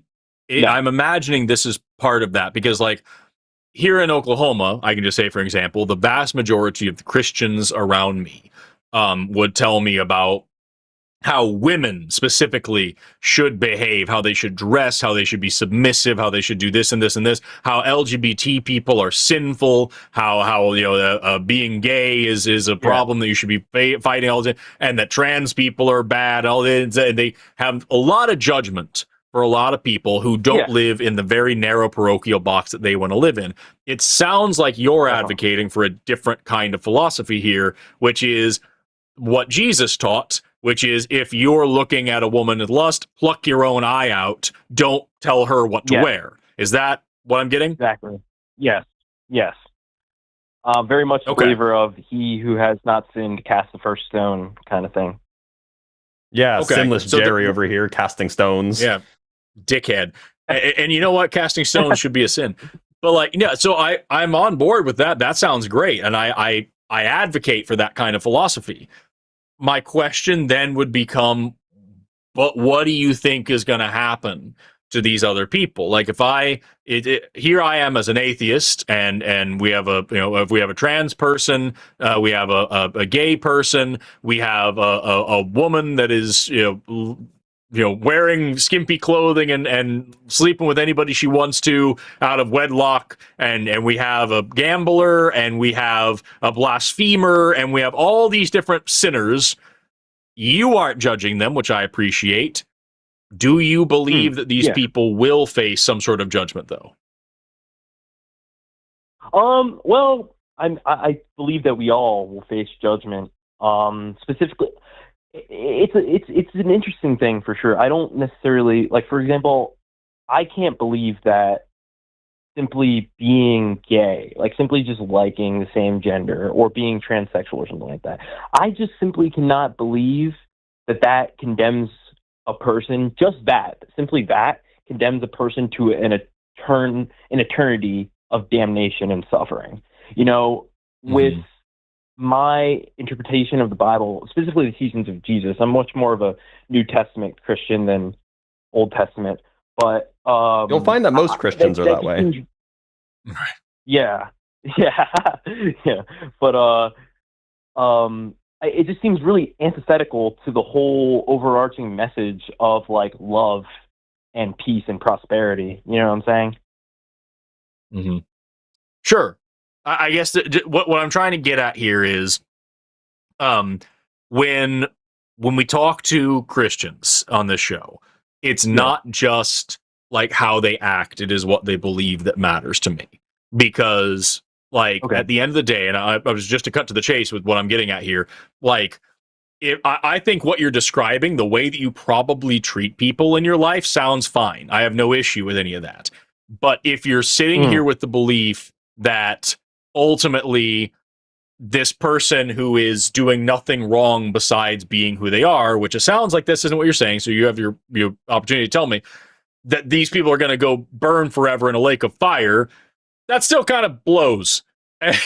And so, like, that's what I'm trying to hammer down. And if that's not where you are, and you actually wouldn't say that, and you think that hell is only reserved for, pedophiles and people who talk at the movies, then we can have a more productive conversation about that, and we can focus on other things. You guys heard it here first, folks. Forrest doesn't think Hitler should be in hell. I'm sure he talked in the movie. He was a dick. That's, maybe. Anyway, so tell me, Matt, like, is that, you said that people shouldn't be condemned just for, say, for example, being gay, but are you the type of Christian who says it's not about how you're born, is what you do, and you should resist those urges, and if you act on being gay, then there's a problem? Or are you saying that actually sin is something very different and it matters? Or do you not believe in hell at all? Oh, I definitely believe in hell. It's just, I just don't see how, like the way that I look at sin is, it's all about really perversion. It's all about intention. It's all about, the spreading of evil. You know what I'm saying? And I just don't see how simply loving somebody of the same gender attributes to like spreading evil, if you know what I mean, you know? For sure. Okay, great. Yeah. So Like it sounds like you were a very, I guess the word is like progressive kind of Christian. Like you're the James Talrico kind of yeah. Christian that like Yeah. is looking to make things. Okay, great. So then I would have a completely different set of grumps with your God than like most Christians, which is wonderful. That's what a wonderful problem to have. Yeah. So I don't want to derail the conversation here. I would like if it was totally up to me, I would talk to you about like God's plan and God's will and what kind of powers your God has, and discuss those things, or I would discuss the nature of evidence and why you believe in such a thing in the first place. But if you have a different thing that you want to talk about, then I'm down with it. You're the caller, so you tell me. It sounded and also, like I think from the Blitz call had some other screener, stuff too. From the call screener, it sounded like Matt just has the contention that science and religion can work together. Is that that's what you came in and that's what you wanted to talk about? Is that roughly it, Matt? Yeah, that works. I was honestly cool with whatever direction the conversation was going in, to be honest. But yeah, we can circle back to that if that's what you guys want to do. I mean, like, we don't have to. It's up to you. But all I would say is that, like, yeah, generally science and religion can work together. And, like, historically that did happen. I mean, Galileo, despite being imprisoned under house arrest by the Catholic Church, was a scientist and was devout, right? Same with Newton. Newton was a little bit of a cuckoo as far as his Christianity was concerned, or he was a heretic, rather. But he was also a brilliant scientist. And so I think that if you are religious, if you believe that the world was designed, then it actually kind of makes sense that you would try to seek out, try to understand how it was designed. And that could be a great motivator. I just think that what we need to do is we have, there's a but coming. We have to be careful that we don't, that when we run into hard problems, when we run into things that we don't understand, that we say, this is where God comes in. This is where we get the answer. And that's one of the issues that I like. There's a physicist. His name is Aaron Wall, and he's brilliant. He's actually like one of the, I don't know if he's one of the greats of our time, but he's very, very talented. Forrest.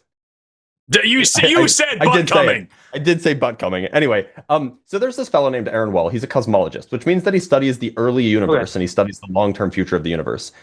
He's a very, very smart guy. He's also like a devout Christian. And one of the things that I find very interesting is that, you know, there was this famous debate between William Lane Craig and Sean Carroll maybe 10 years ago or something like this. And he commented on it. He wrote a blog post about this. He's fairly public facing. And his position is not that, well, the Big Bang is definitely the beginning of the universe and God made it. His position is, look, I don't think Sean Carroll is quite right, but there are rational ways to think that Sean Carroll is right and still reconcile that with your Christianity. And I think that, like, as long as the scientist takes that view, not that they take the theistic position and then try to figure out the science to make it work. Instead, they say, look, I don't know the way that God made this world. I don't know how what role God plays here. My job is to figure it out. I think that's fine. But there are two very different approaches that Christianity or that religion in general can play and interact with science. And I think that there is only one way that's really safe. Yeah, I agree with that. Oh, okay. Yeah, I mean, sorry. No, you're fine. I didn't want to interrupt you. Let's just said some really interesting shit, and I want to hear your take on it. Oh yeah, so I do believe that the universe and creation as we know it, like existence as we know it, was created by a higher power, a higher being. And I look at science as the way of humans, basically, essentially rationalizing our existence as well as rationalizing, existence in general. And I just simply see it as science is just unraveling the mystery of existence. Yeah, that's what, I think Blitz might have brought up, Newton and everything. That was the whole thing, was like it's just discovering the mechanisms and the details of God's design is what science is all about. My big thing, and this is very similar to what Blitz was saying, is that, like, I know plenty of religious scientists. I have studied under them. I have trained with them. I have colleagues that have studied with me and done science with me that are Christians, Muslims, Jews, Hindus. That's fine. I just I think you need to do a lot of work to compartmentalize that. It doesn't work for me definitely. because in my view, then you have to have this box in your head where you're like, okay, I have this standard of expectation, this standard of evidence for everything. And then also, but sometimes there's this magic stuff too, you know? And like that, I don't get that. That doesn't work for me, but it works for a lot of people. And it's worked for a lot of great scientists throughout history, including, but not limited to, many of the scientists that trained me. My current PhD advisor is a Christian. My advisor for my for my first master's was Jewish. My advisor during much of my undergrad was Hindu. I had a lab partner in grad school studying human evolution next to me who was a devout Christian. I had a colleague in grad school studying whale evolution who's a Muslim. Like, I have no problem with any of these people. These people have no problem with me. We all know what we think about these things. We just choose what not to talk about if we don't want to talk about it. The issue that I have is when people use their religion for motivated reasoning, and they'll say, okay, well, like take, for example, Answers in Genesis, the Discovery Institute, the Institute for Creation Research, these pseudoscience organizations that start with the statement of faith, the Bible is completely true and inerrant. Therefore, anything we learn about the world must confirm that. And if we learn something that denies that or goes against that, that must be wrong and we must reinterpret it. That's where you have a major problem. And I see that happen an awful lot. And that sucks. But that's, of course, not all Christians' faults. Definitely. I mean, I have a problem with that as well. I mean, I'm of the belief that, you know, we were all blessed with, you know, this life. And we don't know what's going to happen, you know, but we know that we exist and we exist all here together. And we have, you know, testimony of the life of Jesus Christ. And essentially, for those who believe, obviously, we should just be trying our best to just follow it, you know, but I don't see it really as like this kind of cage and power structure that a lot of modern Christians, you know, have adopted, where it's like this super crazy authoritarian, like patriarchal society. I think that's very against, you know, the real true teachings when you really get into it. Yeah. So I'm going to be real with you. You have been incredibly patient and waited a very long time. We agree on most of this. And like the place that we are going to disagree is on whether or not your religion is true and whether or not the God of the Bible and the story of Jesus and all this stuff is a moral story. So like, if we're just talking about like you can be religious and also be a good scientist, I agree. If we're talking about religion shouldn't be used to influence science, I agree. If we're talking about, you know, the modern interpretation of God as a super all-powerful mega mind guy who has these massive rules for women and gay people is very modern and very new and very weird and not really totally biblical, I agree on that as well. I think the only thing that you and I could have a productive conversation would be is if we talked about whether or not this story of Jesus is good, morally, or necessary, or true. And so I leave it up to you. If you want to leave the call here and just say, hey, you don't have to be an asshole to be a scientist and you can be religion. No arguments from this side of the table. And this can be a happy, pleasant call. If you want to have a more aggressive call and talk about something that's a little bit more uncomfortable, I'm happy to do that as well. I would recommend against the latter, if only because, Matt, it sounds like when you tried your best to be a good Christian, your life was better. And so if that's the case, keep doing you. You don't need us to convince you to be an atheist and then have a shittier life. If it's gonna make your life worse, then don't do it. I mean, I don't know, man. But the void is fun. Like, I'm just saying, don't let the call of the void, which is Forrest's voice, drag you away from your good Christian morals. Okay, Matt. Yeah, thank you. I appreciate that. But yeah, I mean, I'd be open. We could talk about the life of Jesus and how it's not necessarily moral. I think that's I'm down to Sure. debate about that, perhaps. Yeah. Yeah, I'm down to be nice about it. What would you say is like your biggest, I guess, gripe essentially about the story of Jesus and life? Yeah. So I'm just going to run through the whole thing as best I can very briefly, and it's going to sound like I'm straw manning you, but I'm really not trying to. I'm just trying to present it to you the way that I'm seeing it, right? No, you got it. You've got this God who I don't want to misrepresent. You believe that God is all knowing, all powerful, all loving, those things? Yes, I would say I pretty much do. I do believe he's omnipresent, omnipotent, Sick. So you've got this God who knows everything, past, present, and future, right? And he's all powerful. He can do anything that he wants. And I know you say you don't believe in the Bible entirely. So I don't know if you believe in like Genesis story, Garden of Eden. Do you believe in those things? I don't know if I necessarily believe in like the actual truth of it, but I still value them as like good lessons, I guess you could say. Well, then let's just skip to today, or at least in the last 2,000 years, right? The modern-ish, whatever, the common era, as we would call it. So we have this situation where humans are sinful.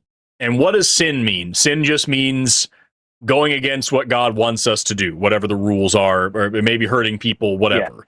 Yeah. This God who calls himself our Father could come down as a parent and say, hey, here's how to do things better. Or could just blanketly forgive us and say, hey, listen, you're human because that's how I made you, and you're fucking up because you're human, and that's my fault, if anybody's, and I love you anyway, and there's nothing you could do to change that, so there's no problem here. But instead of doing that, he engages in a filthy blood ritual where he sacrifices himself to make a weird loophole in his plans. And in the only way now for us to be treated with the dignity that we deserve is to worship this guy that we don't necessarily 100% agree with. And that's the only way for God to forgive us for being what he made us. And the alternative is we burn in a lake of fire forever because we committed the sin of either thinking for ourselves or just not caring too much to listen to, what's written about in a Bronze Age slavery manual. So like that for me is a shitty situation. This sounds like conditional love, not real love to me. It sounds like a mob boss saying, pay me protection money or I'll smash up your shop because you're not protected. It's the same thing, believe in me so I can save you from what I'm going to do to you if you don't let me save you. It's the same exact thing. Okay. And overall, it's just not necessary. And if this God is truly all powerful and all knowing, if this God does know everything and has all the power, then he knows who's going to hell already and chose to make those people anyway, chose not to intervene in their lives in a way that wouldn't violate their free will, but would have saved their souls. So their damnation is his responsibility. He sits by and watches every bit of evil in the world that he hates so much and allows it to happen and then blames us for his failings and his absenteeism. Like the difference, there's that old famous quote from, I believe, Tracy Harris, the difference between me and your God is if I saw a child being raped, I would stop it. And your God says, go ahead and have fun. I'll punish you later. And like, that's just not good enough. And then if that child grows up angry at that God and becomes an atheist because of it, that child burns right alongside the rapist, unless the rapist decides, I love Jesus now, then the rapist gets to go to heaven. So there's just no angle to this that sounds like anything besides blind loyalty equals salvation, and any kind of critical thinking, any kind of personality, any kind of what I would call humanity is a one-way ticket to a lake of fire. That's the general summary of what I'm hearing from your religion. Matt, I'm actually curious. Definitely. So it sounds like you're like a pretty liberal dude, which I appreciate. I love me a good lib, even though I'm a socialist at heart. I'm a democratic socialist. Let's go. All right, Hell just yeah. gotta push you a little bit further. No, it's fine. But look, so I love me a good lib progressive Christian. But I'm curious. Like, look, you can, like, there are a lot of nice things that Jesus says in the New Testament. Like, he says a lot of great things, like, pluck out your own eye. And I actually don't think that that's good advice, by the way. Don't pluck out your eye if you look at somebody and you're horny about it. Like, for sure. you can just be horny and you don't have to like do anything about it, right? You can. Anyway, this is all to say, I'm curious why, like, okay, you can take the teachings of Jesus, fine. Like, some of those are very, very good, and you can use that to orient your life. But I'm curious, for what reason? What was what part of the plan was Jesus's crucifixion required? Because if you don't take the position that, and by the way, not all Christians are going to take the position that Jesus had to die for your sins. Like, that's not the position of all Christians. So, like, why did Jesus have to be crucified? Or was it kind of just like a thing that happened to him and it wasn't necessary? From what I really understand, it's just, Jesus is essentially, the physical manifestation of, God in human flesh. So it's just that humanity at this time had just been so, corrupted, by evil forces necessarily and straying away. And, if you go by the Bible, he had already erased life at one or two times by this point, and I guess you could say he was tired of it. I mean, I don't know. My conception of God, I don't even really try. I'm not even gonna lie, and it might sound a little lazy, but I don't even really try to fully understand all of the motivations and intentions of God, because if I do, and I do believe him as an omnipresent, omnipotent being, then he just simply exists outside the realm of my comprehension as a human being. So yeah, I understand that could be kind of lazy, but well, look, so it's not really a question of laziness. It's just like the central thing to the Jesus story. Like, this is the thing that happens. This is the quintessential story to Jesus's, to the Bible, is Jesus was this really good guy. He was preaching love. And for some reason, he had to die so that you could be saved. That is like the core teaching of Christianity. Yeah. You can disregard everything else, but so long as you believe that Jesus died from your sins, that makes you a Christian. So I'm like, if you call yourself a Christian, what does it mean for Jesus to die for your sins? Like, why is that a requirement? Why, like, if the only people who are going to hell are the genuinely evil people who wouldn't accept Jesus' salvation anyway, why did Jesus die? Like, look, Hitler was a bad guy. He's going to hell whether or not he accepts Jesus, right? And like, your random, like, I don't know, gay, trans, communist, blue hair, whatever, who like just wants everybody to love each other, they're going to heaven, even though they're breaking all the rules of the old Bible, of the Hebrew Bible, the Old Testament. So like, what's the point of Jesus's death? What did it do? So essentially, it blankets us in like protection. Like, it says, like, he was essentially, the perfect man, the white sheep, per se, or the white lamb, I should say, like, pure in every aspect, completely untouched by sin.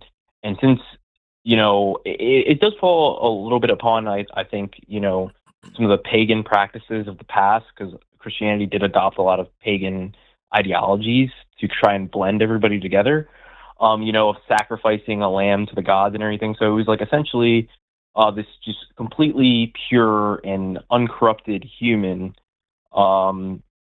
with human in flesh, at least spiritually God, who undergoes extreme amounts of pain and suffering and torture like that of a man in order to atone essentially for all of the sins of humanity. So that, because what we're told is that when we sin, it makes us dirty, and God can't necessarily look at us because of the filth of our sin. But with Jesus' sacrifice, that makes us clean again in the way in which God can then, look upon us favorably due to the sacrifice of, his son, also himself, as you said. But it's a weird thing, right? Because it sounds like what you're saying is that, no, it is. Well, it seems like a weird look, I'm trying to be as charitable as possible because you seem like a decent guy. It's just it's unusual, right? Like what rule is in place where God cannot be in your presence if you like stole a candy bar? Why is it that God needed to send a portion of himself to be sacrificed so that like he could hang out with you in heaven, even though you stole a candy bar, or even though you watched some pornography when you were 14? Like, definitely. It seems like a weird restriction to be placed on God if he's supposed to be all powerful. Yeah, that's honestly with sin. That's something I struggle personally as well as a Christian in kind of understanding that, because we're taught that all sin is the same in the eyes of God. But like as you said, like stealing a candy bar and by the way. murdering somebody. Well, he said he doesn't believe in all the Bible. Yeah, that's fair. That's fair. Yeah. No, there's just a part of the Bible where it says blasphemy is the worst one and it can't be forgiven, except all the others can be. But continue. Sorry for interrupting. Yeah. No, you're fine. So, like stealing a candy bar, like stealing, I guess you could say it like that's like sin. But murder, is quite obviously worse than stealing a candy bar. Like, I think everybody can agree on that. So I've been trying to really think about it. And again, I have to do a lot more research theologically as well. But I really truly believe that as in like sin, it's truly meaning like the perversion or like the extremity of or extremism of like a mistake or like evil, you know what I'm saying? So it's like, stealing, for example, if you're trying to live, isn't like necessarily like the sin, but like robbery, for example, would be like the sin, if you kind of get what I'm saying. Unless it's from the rich, right? Right. So, but what was that? Sorry. I guess he said unless you're stealing from the rich, and then it's maybe okay. So like, I guess the biggest grump that I have here is like, why is torture the only way to forgive? Like, if this got, like what I said earlier is that like, there are people that I love in my life. If they did something wrong, I would just forgive them. If they were, and it's like if I had children and I say, hey, you kids, you did something wrong. I'm really mad at you. And I want very badly to chain you up in the basement and set you on fire. But instead, I've carved my own leg off. And now that I have experienced this excruciating pain, I can now decide that you guys are worth living in my house some more. And like that sounds insane. And that's how I'm hearing this from you, is that this God doesn't want us to do bad things. And we do bad things anyway, because that's the way that this God made us on purpose, knowing full well that we would do those bad things because he's all knowing. And he knows who's going to do them, and he knows how they're going to do them and why they're going to do them and all that. And so instead of just changing that or talking to us or anything, he has to experience torture, which he should already know what that feels like because he's all-knowing. He has to now have this new experience that he already knows what it is like because he's all-knowing, of being tortured to death in order to give us blanket protection from hell, despite the fact that hell is already only reserved for really bad people anyway, and he already knows who's going there. So, like, this just seems like a really redundant and, like, if I'm being very frank, very over-dramatic system. This sounds like it was written by a middle schooler, and it doesn't sound like anything that's serious. Also, it doesn't sound like love. Like, and yes. I say this in a funny way, but like, if my wife, like, if she came home, tears in her eyes, she's like, I killed someone, I'd be like, all right, let's get in the car. Where are we going? Where's the body? Like, yeah, absolutely. Like that's what love is. Love isn't, well, you did a bad thing, I guess I can't hang out with you anymore. Like, I guess I've got to kill you. Or you have to go be tortured for eternity. Like, yeah. I mean, look, I'm not all loving. I hate a lot of people. My mama raised me right, but like, look, there's still a lot of people that I really, really hate. If God was all loving, he should still love Hitler. Like, Hitler did a bad thing, but that's like God should be able to do what I would be able to do with my wife, like a trillion times over, be like, look, Hitler, you did all this really shitty stuff. Come back, we'll sit in front of the fire and talk about it. Yeah. Like, I mean, maybe not it's fine, but like we can talk about it, we'll get through this together. Like, I don't know. It just seems kind of weird that there would ever be I know comments it's accessory to murder. I know. That's the whole point. I'm aware. That's the point. That was part of our vows in sickness and in health, in legality and illegality. I literally had Klingon vows in my at my wedding, by the way. On That's my part. awesome. I didn't make my wife say anything in Klingon. But like, do you get where we're coming from here, Matt? Like this is not unconditional love. This is conditional love, and it's really overcomplicated. So like, what does this mean? I mean, so as far as the torture aspect, why did he have to go through that?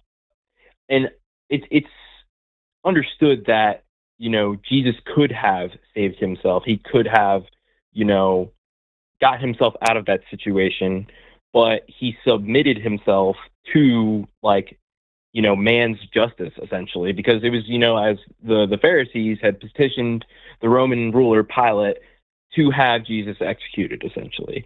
And so Jesus undergoes that in order to basically and this is where things get a little tricky, because, Jesus is technically God and God is technically Jesus, but they're separate at the same time. The Holy Trinity, the Godhead and everything, it's quite complicated to get into. I can even admit that. But it was, in a way, to Jesus's love was unconditional. Like, Jesus has himself as unconditional love. And to show that unconditional love, instead of, bringing down fire and brimstone upon these people, he sat through it and endured in order to show that his love for everyone, the fact that he was willing to go through this torture, you could argue even wrongly, of course, by evil people who were putting him through this, but he was willing to go for it to essentially absorb and shoulder all of the sin of humanity and be sacrificed in order to wipe that slate clean through his own blood. But he did, which, of course, we right. What I'm getting. I apologize. I didn't mean to cut you off. Go ahead. No, you're fine.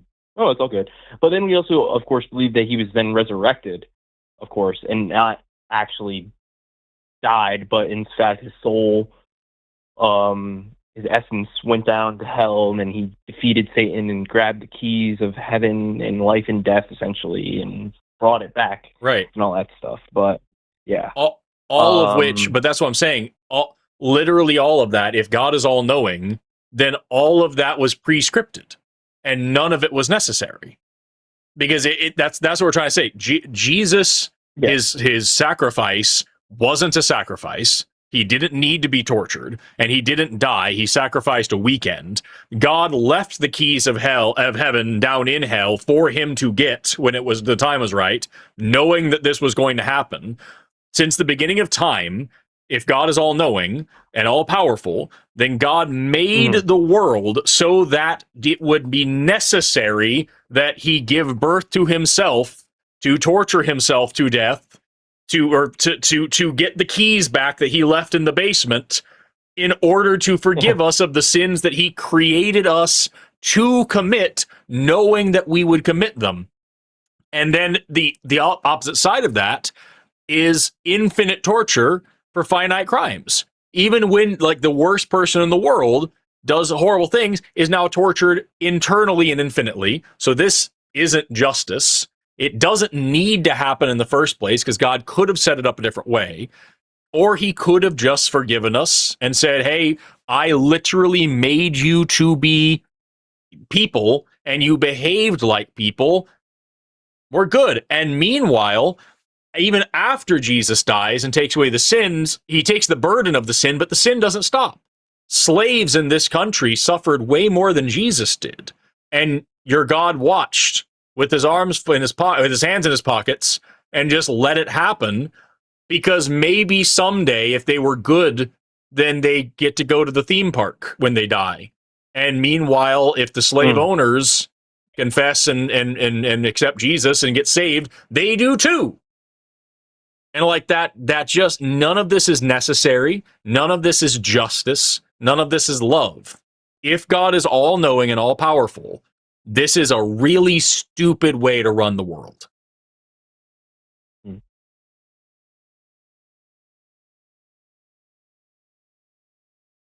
Yeah, I mean, you bring up something that I've also struggled with personally. Like the problem of evil. Uh, By the way, just as a fun addendum on the problem of evil, there's the problem of natural evil as well. Like, there's the whole business with like human suffering, and like maybe you can justify this with like human sin or something like that. But like, there's also, like, I hope you're old enough. You're 25, so you would remember this. Do you remember hearing about the Australian bushfires in like 2019, 2020? Yes. Mhm. Yeah. Did you know that 2.46 billion reptiles burned to death? No, I didn't. That's terrible. Yeah, it is, and like, it wasn't human caused either. Likely, well, it was just lightning. It was lightning strikes in a very dry area of Australia that caused this. So like, humans had nothing to do it and nothing to do with it, and like, then there was just billions of lizards burning alive and snakes too. And it's just like, why is that part of the the universal story? Like, why is Yeah. that necessary? Children born with cancer. It just has to happen sometimes. Well, I but guess. that's because of sin, obviously, Forrest. Right. Well, I But the mean, lizards don't sin. Truth. yeah, I honestly, I wouldn't be able to provide an answer for you in that aspect. That's definitely something that I even ask myself. Why would something like that have to happen? What is the purpose of that? What is the the divine look, message that comes from such a tragedy like that? the alternative is so you and look, I'm not telling you that you have to stop being Christian because you seem like a good guy and Oh, you're yeah, for Christian sure. and Yeah, no, I understand. your Christianity is leading you to a good place. So I'm glad that it is. But if we think about this, there's kind of two routes you can take. You can either struggle with the question, why did God let this happen? Why did God allow such suffering? And then you can be like, well, maybe I just don't know God's mysterious ways. Or you can just acknowledge that, like, look, God didn't have a role to play in this. Maybe God just doesn't have control over when lightning strikes a bush in Australia and causes an enormous bushfire. And once you start to acknowledge that that is a much simpler and easier explanation, and obviously, like, we know how lightning works, so lightning doesn't need a divine explanation either. Once you get there, it becomes very easy to just realize maybe God doesn't have a role in any of this. And then, well, then you're not left in believing much of anything. And then welcome to the dark side. We have existential dread and immature humor. But also, sometimes people make brownies. That is true. That's true. Anyway, Matt, we've laid a lot on you. I have a couple more things I want to ask you, but I want you to respond to this because you were saying that this is something that you struggle with as well. Where does that struggling lead? Like, how do you deal with these concepts and these questions?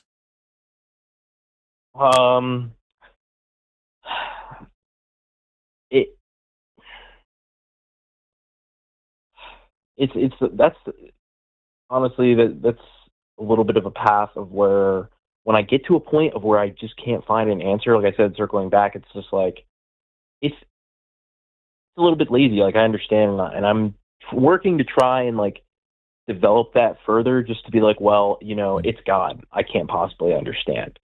And I know it's probably just to save my conscience in that aspect, but I truly just don't necessarily have an answer in that regard. I mean, I don't know.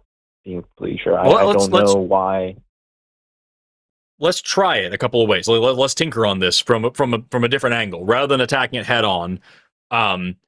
Let's try like lodging our way. I'm going to logic our way through it, and then I'm going to morals our way through it, and I'm going to see if either of these thought processes that I have resonate with you, and maybe you'll think they're both fucking stupid, and nothing will change. But like, if say for example, do you believe that you already said that God could do anything, right? So do you believe that it is possible that God could have made the world in any way that he wanted to, and this is the way that he chose?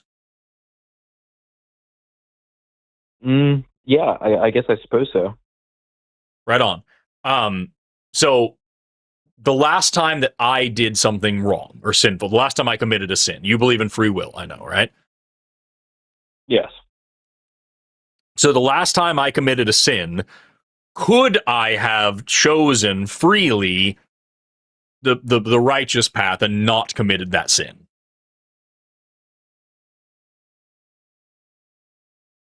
Yes, I guess so.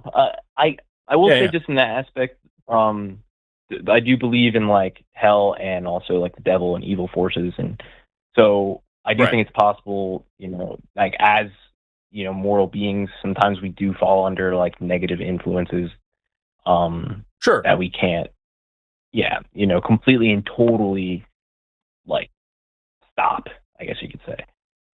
Well, so then that's actually where my question was leading, as I was going to say, what about the last time and the time before that and the time before that, to a point where we could finally ask the question, theoretically, you know, you can do like the Galton board where you dump a bunch of beads down a thing and each one could go, it's probably going to fall in the middle, but there's a tiny, tiny chance where it's going to go right every single time, and it lands in this category that only like 0.0001% of the beads go to, you know what I mean? So like, even though it's not likely, is it technically, theoretically, logically possible that I could, by my own free will, lead a completely sin-free life? Yeah, Forrest, that was Jesus. Well, that's why I'm asking. Is it possible, logically possible, for me to have never sinned of my own free will? Or is every human doomed to be sinful no matter what? I mean, shit, man, that's a good question. I would say I do believe that I don't think it's possible for a completely mortal human to go through life without sinning. I mean, sometimes we even like sin without even realizing that's what we're doing, you know? Just like sleep sinning, the moment. Sleep sinning. Right. And God does punish thought crime. We know that too. So like I get it.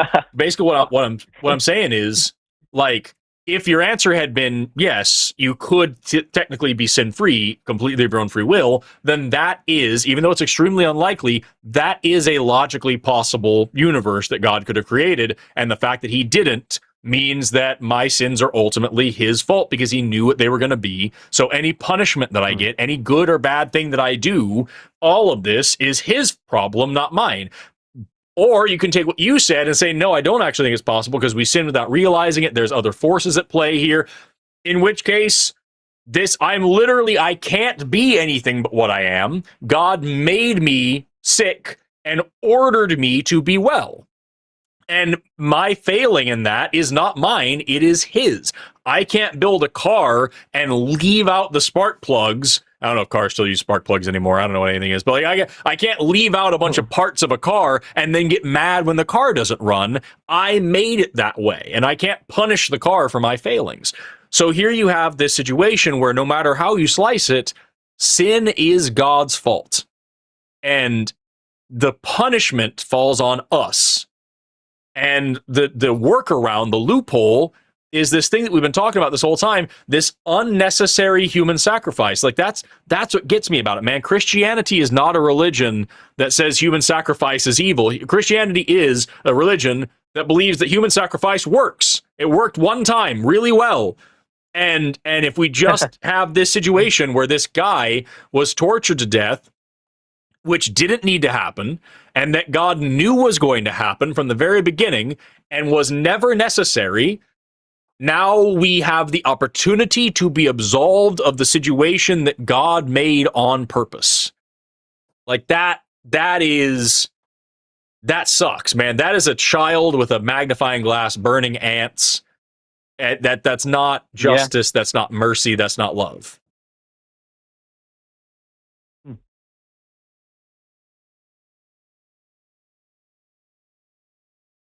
I'm going to let you respond to that, and then I have a different question. I said that was logicking our way through it. I also want to moral our way through it, but I want to hear your answer to this. I don't know. Your logic seems pretty sound in that regard. I'm not going to lie. Like, it definitely is like a criminal paradox, you know, in that regard of believing in, you know, God as an omnipotent, omnipresent being.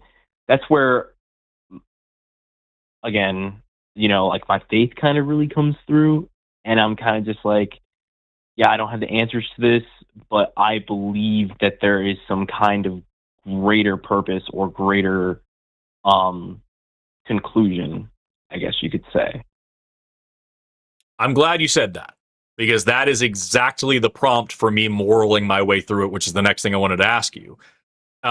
if you say that there's a greater purpose here, so then would it be fair to say you believe God has a plan for the world and for the universe and everything, and that all these things we don't understand fall into God's plan? Is that fair to say? Yes. Okay.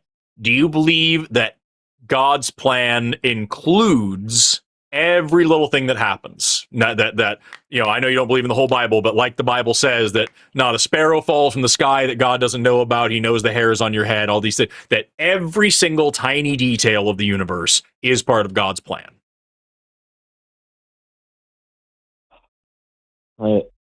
Well, I guess from what I imagine of a omnipotent being, then if God is an omnipotent being, like I believe, then I guess I would, every single minute detail would have to be involved in his plan, unless there was, I guess there really is no unless, yeah. And the next question is, do you believe that God's plan is ultimately good? That whatever the hell the means are, the ends justify the means, and God's plan is a good thing. So no matter what's like, we should be acting towards God's plan.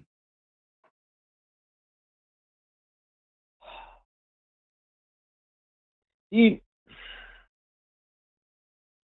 that ideology, I struggle a little bit, because I've thought about this myself plenty of times. And if, like, for example, the story of Abraham and Isaac,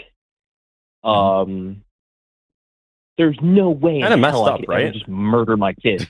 I could never murder my kid. There's no way I could ever do that. Like, what if God told you to? What if God told you to? See, that's what I'm saying, bro. That's what I'm saying. I'm like, I thought about this multiple times, but I truly don't think that's something I could be capable of doing, even if God ordered me to. Right. Well, so the question here is bigger than this, because you already said you don't believe in the whole Bible, so maybe that never happened. But the bigger question is God's plan good? Does God have a good plan for the universe? I believe that, yes. Okay. I do believe that. And this is a third question that's unnecessary, but just to really hammer home the point, does anything happen that is outside of your God's will? Can I violate God's will? Can I do something that God doesn't want and doesn't intend and goes against his plan and fucks up his ideas? Well, that's where you get into the problem of free will, because yes, I do believe we have free will, but if everything's already been written, then it's all part of the plan, right? Exactly. So again, you run into a paradox. Shit, dude. And the conclusion to the whole thing is this: the conclusion is that every evil thing that you can think of is actually good and worth it, because it's all part of the plan. The Holocaust, Rwanda, every bit of pedophilia, everything you can ever think of that we talk about as these evil people that are going to burn forever, that's part of the plan. The very concept of hell is part of the plan. God made certain people so that he could torture them for all eternity, because that was his plan to do it from the very start. Every bit of evil that happens in the world, every child that is raped, every woman that is beaten, every injustice everywhere is a good thing, because it's part of a good plan, and the ends justify the means. And God is not just watching with his hands in his pockets, he is actively participating. He made the universe that way on purpose, knowing everything that was going to happen. He is all-knowing and all-powerful. He could have made it any way he wanted. He knew exactly every bit. Not a sparrow falls from the sky, not a hair on your head that he doesn't know about. He knows every atom, every iota, every tear, every bit. And he did it that way on purpose to make this plan happen. So you, as a Christian now, can't say, I don't like this world, I think this is terrible and sinful. There is no problem of evil. You see somebody abusing their spouse and you say, hell yeah, that's what God wants. That gets us closer to the plan.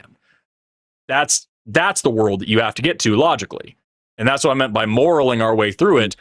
I don't think that you are that kind of person, Matt. I think you're a better person than I'm that. not in the slightest. But I can't see a way out of that. If you believe that your God is in control of everything, knows everything, past, present, and future, and has since the beginning of time, and could change everything but doesn't, and has a plan, and nothing goes against that plan, and everything is part of that plan, I can't see a logical way out.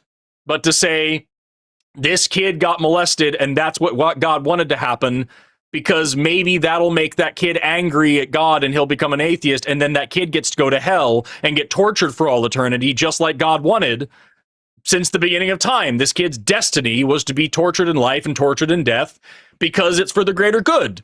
And I don't know how you can say that, you know? I don't know how you can think that. Yeah.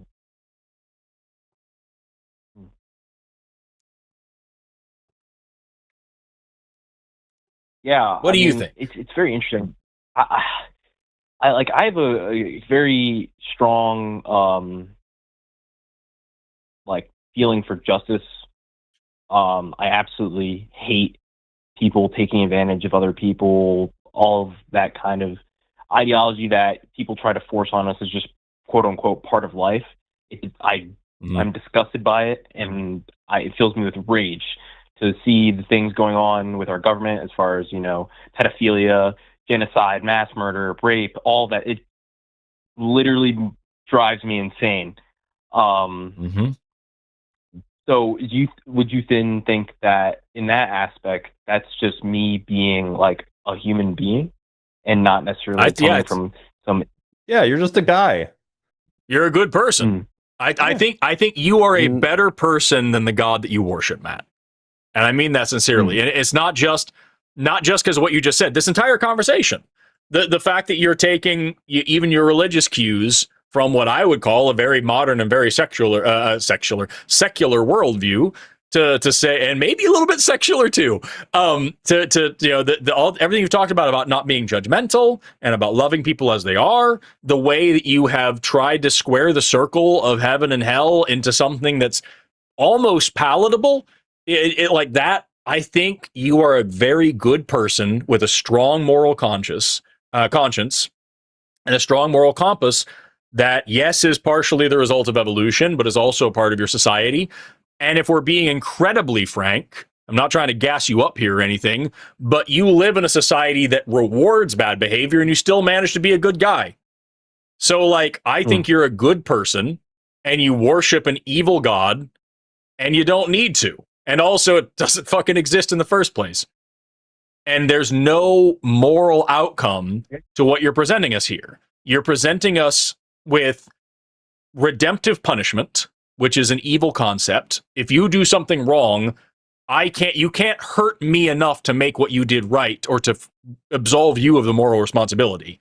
And that's exactly what the story is based around. And it's redundant and pointless. And it's a sick mockery of what love is. And it's just shitty and immoral on its face, because ultimately, not only did it not need to happen, it didn't fucking do anything. Jesus' sacrifice, I think the best question of this whole call was what Blitz asked you earlier. Why the fuck did Jesus have to die? It didn't change anything.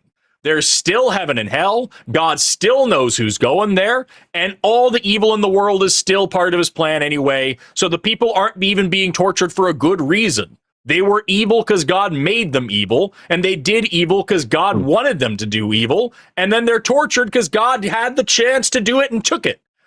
And so, it's just, man, I think that you are a good person living in a fucked up world, and you're reading a fucking Iron Age religion that tried to make sense of why lightning is scary and why women should be under everyone's control. And we end up with, I know you don't believe in the Bible, but the Bible is pro-slavery front to back. It's pro-rape. It's pro-genocide. It's anti-woman. It's pro-pedophilia. It's a fucking terrible book. And you now have the very modern, twisted, contorted version of that to try to make it make a little bit of sense for your modern moral sensibilities. And even then, you have to rely on what I like to call everlasting thought stoppers of this is just too complicated, it must just be God. Which, to bring us all the way back around, is why I don't like religion and science, because that's not scientific thinking. Fair.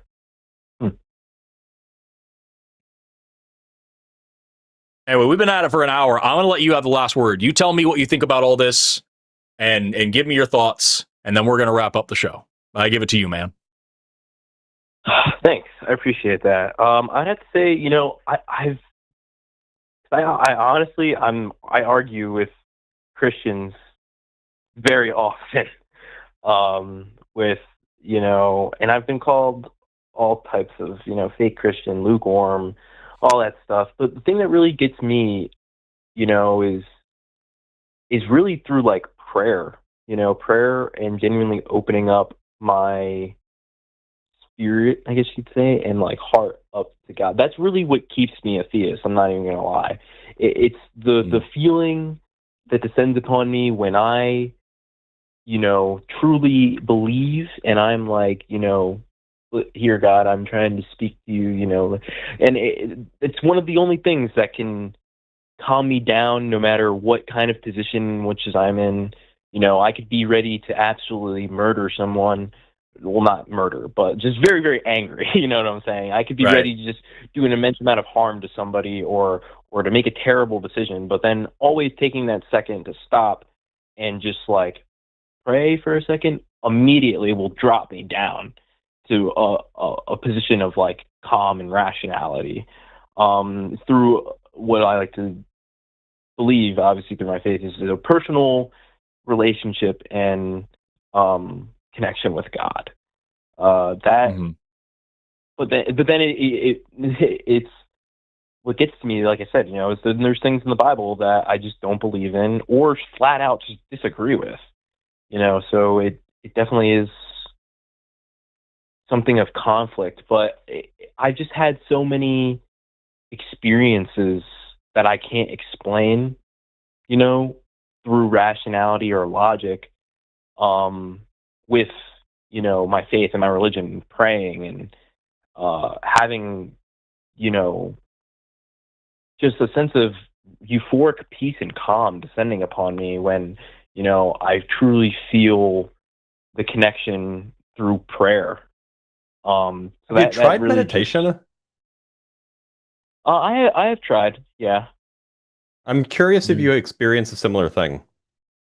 Yeah, because I think these are all really interesting points you're bringing up, and I hope you call back and talk about them, because, like, yeah, when people talk to me about like prayer and everything like that, it sounds like counting to 10, and that works for people. It sounds like meditation, and that works for people, and it sounds like the same kind of stuff that people say with other conflicting religions. So I think that's an amazing place to leave it, is you're talking about why your faith works for you, which is more important to me than just what your faith is. I'm interested in why it works for you and why you believe what you believe. So, Matt, this has been a great call. I hope you will call back. I host on the Sunday show after dark, so Sundays at 7 Central. I pretty much every Sunday. I host this show at least 1 or 2 Mondays a month.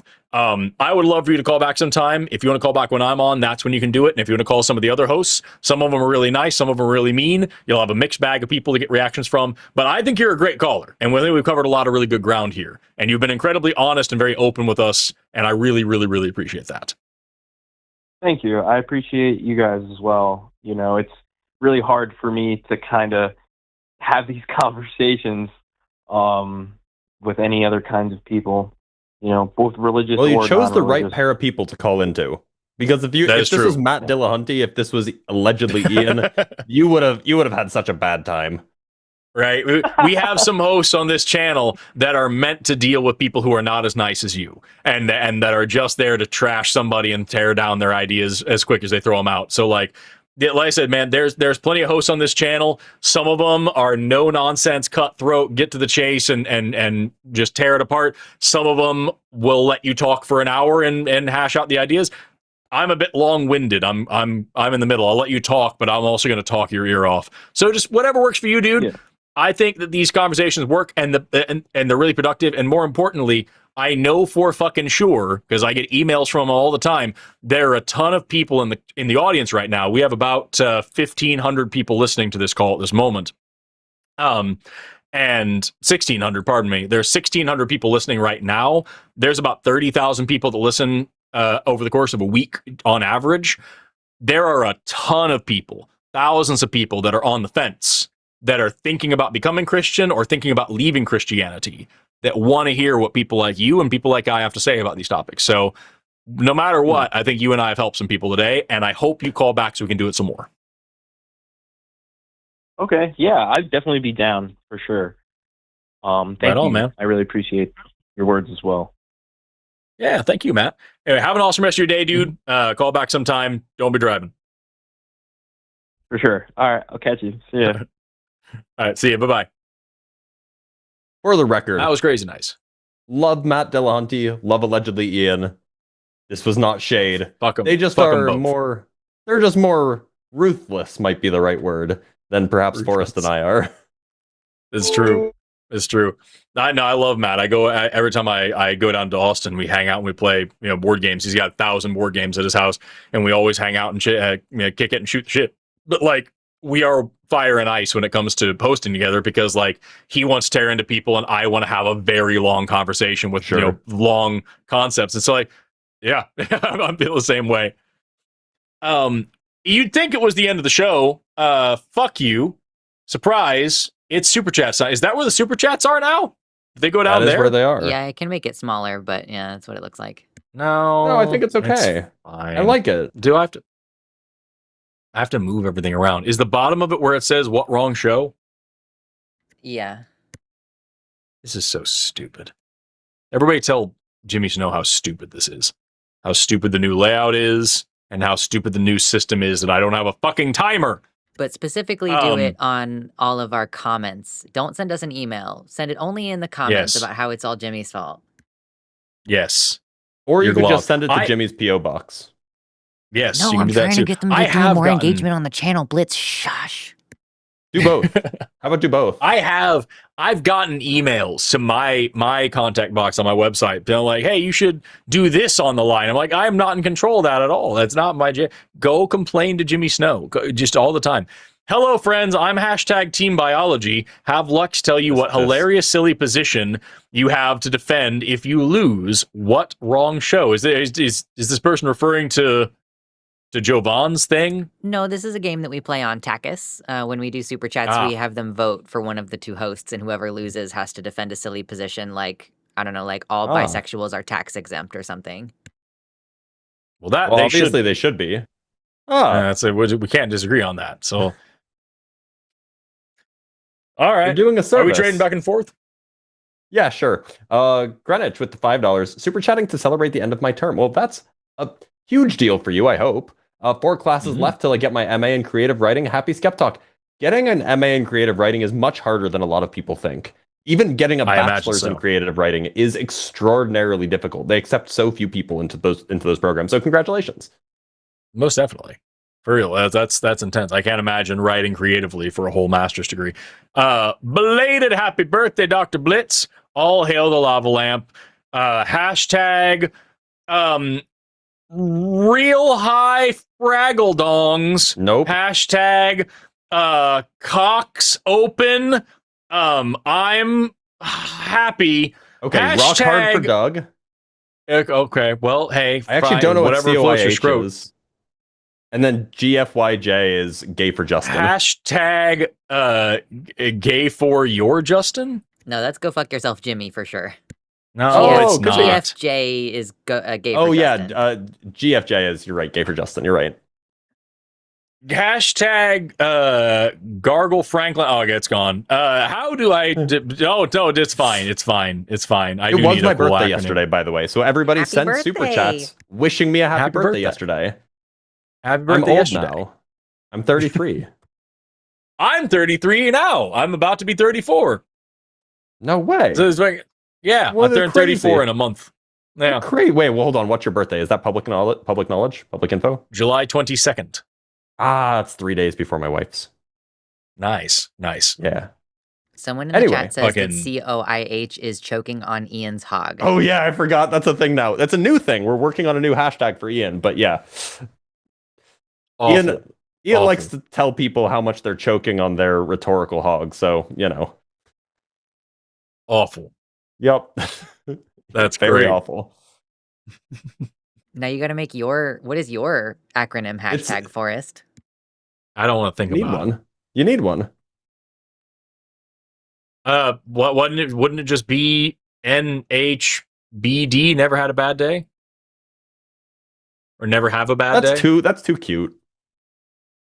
As am I. Change the super chat. Scroll through it. From 5thomp10 with the $5. How do I defend science as a normie? How should I respond if a theist asks me where do humans come from? Can you explain this on high school level? So look, Forrest will have a better answer than I do with regards to actually explaining it. But my general view is if you don't know something about science, I can almost guarantee you that the person who's asking you the question also probably doesn't have a good explanation if they're a theist. Like they'll say, oh, where did humans come from? You say, I don't know. Tell me, where did humans come from? And then they'll say, oh, well, God made us. And you're like, okay, how did that work? And then they'll stall because in the theist worldview, there is no mechanism provided for how this happened. It was just magic. That's of course, true. Forrest will have an answer, though. No, I feel the same way because number one, not having an actual mechanism and an actual model is the biggest mark to me against creationism. People ask why, what's the scientific argument against creationism? The argument is that creationism isn't fucking science. There's no actual testable model here. There's no novel testable predictions to be made. There's nothing. It's just a fairy tale. And the best science that they have is science can't explain this thing, which either yes, it fucking can, or that they just leave the word yet off the end. And that sucks. So, there's lots of things that we don't know, doesn't mean that magic is real. So, if someone's wanting to ask where humans come from, I also love to ask, okay, so do we agree that, humans can't come from, rocks? Yeah, all right. Well, what about really tiny rocks? What if, grind up rocks really, really small? Can we make humans? No. What if I get them wet? What if it's really wet, tiny little rocks? Can we do it then? No. Okay, so we agree that we can't make humans out of clay like the Bible says. So at least we're on the same page as just saying we don't fucking know, right? And that doesn't mean magic. I don't know. There's a lot there.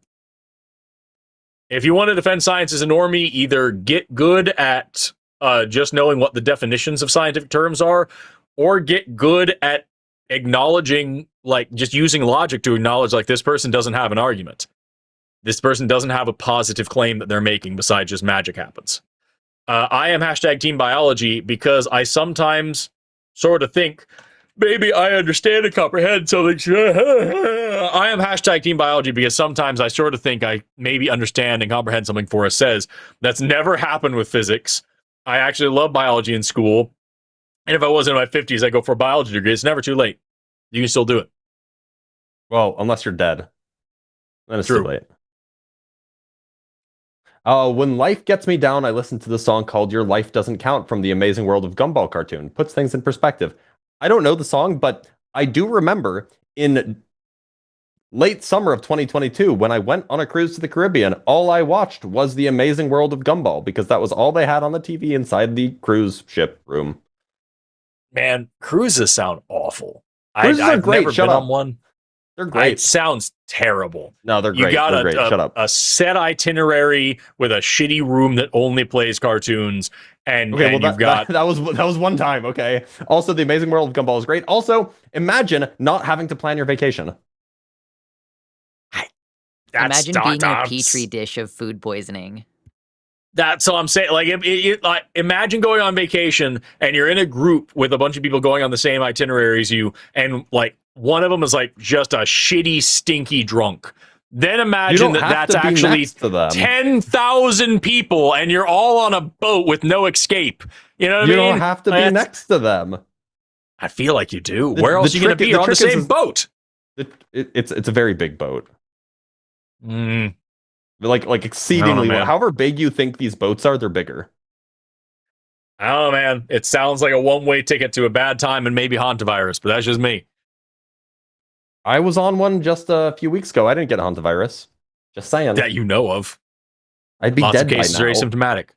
Probably not. You may just be in low-grade renal failure. I would be in low-grade renal failure by now. Proof it's Monday. The flamingo joke killed me. There's one I've been good.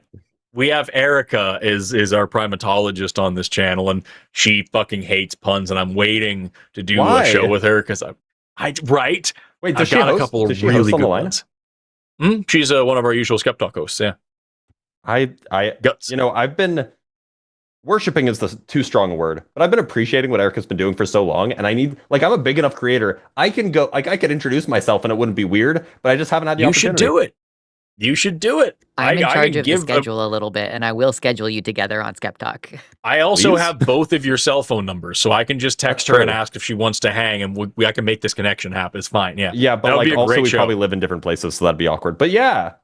Well, hosting at least. We live in different places. We'll work together. Yeah. Yeah, that would be dope. I would love to watch that show. One that I've been wanting to do just to see how it works with her, because she hates it so much. What did Mario say when he broke up with Princess Peach? There's got to be something there. It's stupider than you think. Oh, it's so obvious. I got nothing. It's not you. It's a me, me. Mario. It's so fucking good. Stupid. It's so stupid. Oh, I want to see had a her kid face. Recently, like a few months ago, and he's so delighted that now his bad jokes are just dad jokes. Yes. That's I have never reproduced and don't plan to, but my dad joke game is strong. You don't get to call them dad jokes unless you have child. Then they're just bad jokes. Scientist jokes, then biology joke. All right, I'm supposed to read this one. Forrest, Mars ain't the kind of place to raise your kid. # Team Physics. Yeah, let's go. With a name like Everett, I'm you gotta be Team advocating for Physics. Venus. You were advocating for free Mars. I don't know what you want from me. I guess, yeah. Which planet has the strongest gravity, and how long would human evolution take for us to become Saiyans or Super Saiyans? They adjusted to 10 times gravity. I'm really yawnsome right now. Strongest gravity in our solar system is Jupiter. And as far as Earth. As far as surface gravity is concerned, yeah. The thing is Jupiter's really big, but like, I mean, it doesn't have a surface, so there's nowhere where there's nowhere where. Isn't it Where's just the surface of Jupiter? It's got a metallic core, does it not? Maybe. Well, we don't know. We don't really know that. At the very minimum, it would have the gravity is so strong, it would have metallic hydrogen. Well, the pressure is so strong. That's not saying anything about the gravity. It depends on how big the core is. What I'm saying is, what you're calling surface is the top of the clouds, which you wouldn't use that as a metric for surface on the Earth. Well, so there's a question of whether or not you can stand on whether or not there even is a metallic core. Like that is like active science. If there is, perhaps, but if that metallic core, unless that metallic core is sufficiently big, because remember, hydrogen is very, very light. That metallic core arguably, like plausibly, could have weaker gravity than the Earth does. Because remember, the gravity is about the density of the stuff below you. It's not necessarily about the total mass. You could have, like, if you had something that was like as like dense as water, but it was very, very large, you could have water's about let's say as dense as ice. If you had a planet that was as dense as ice, but was 5 times the mass of the Earth, plausibly, the surface gravity that you would feel standing on the ice would be lower than that on Earth, because most of the mass is so far away from you.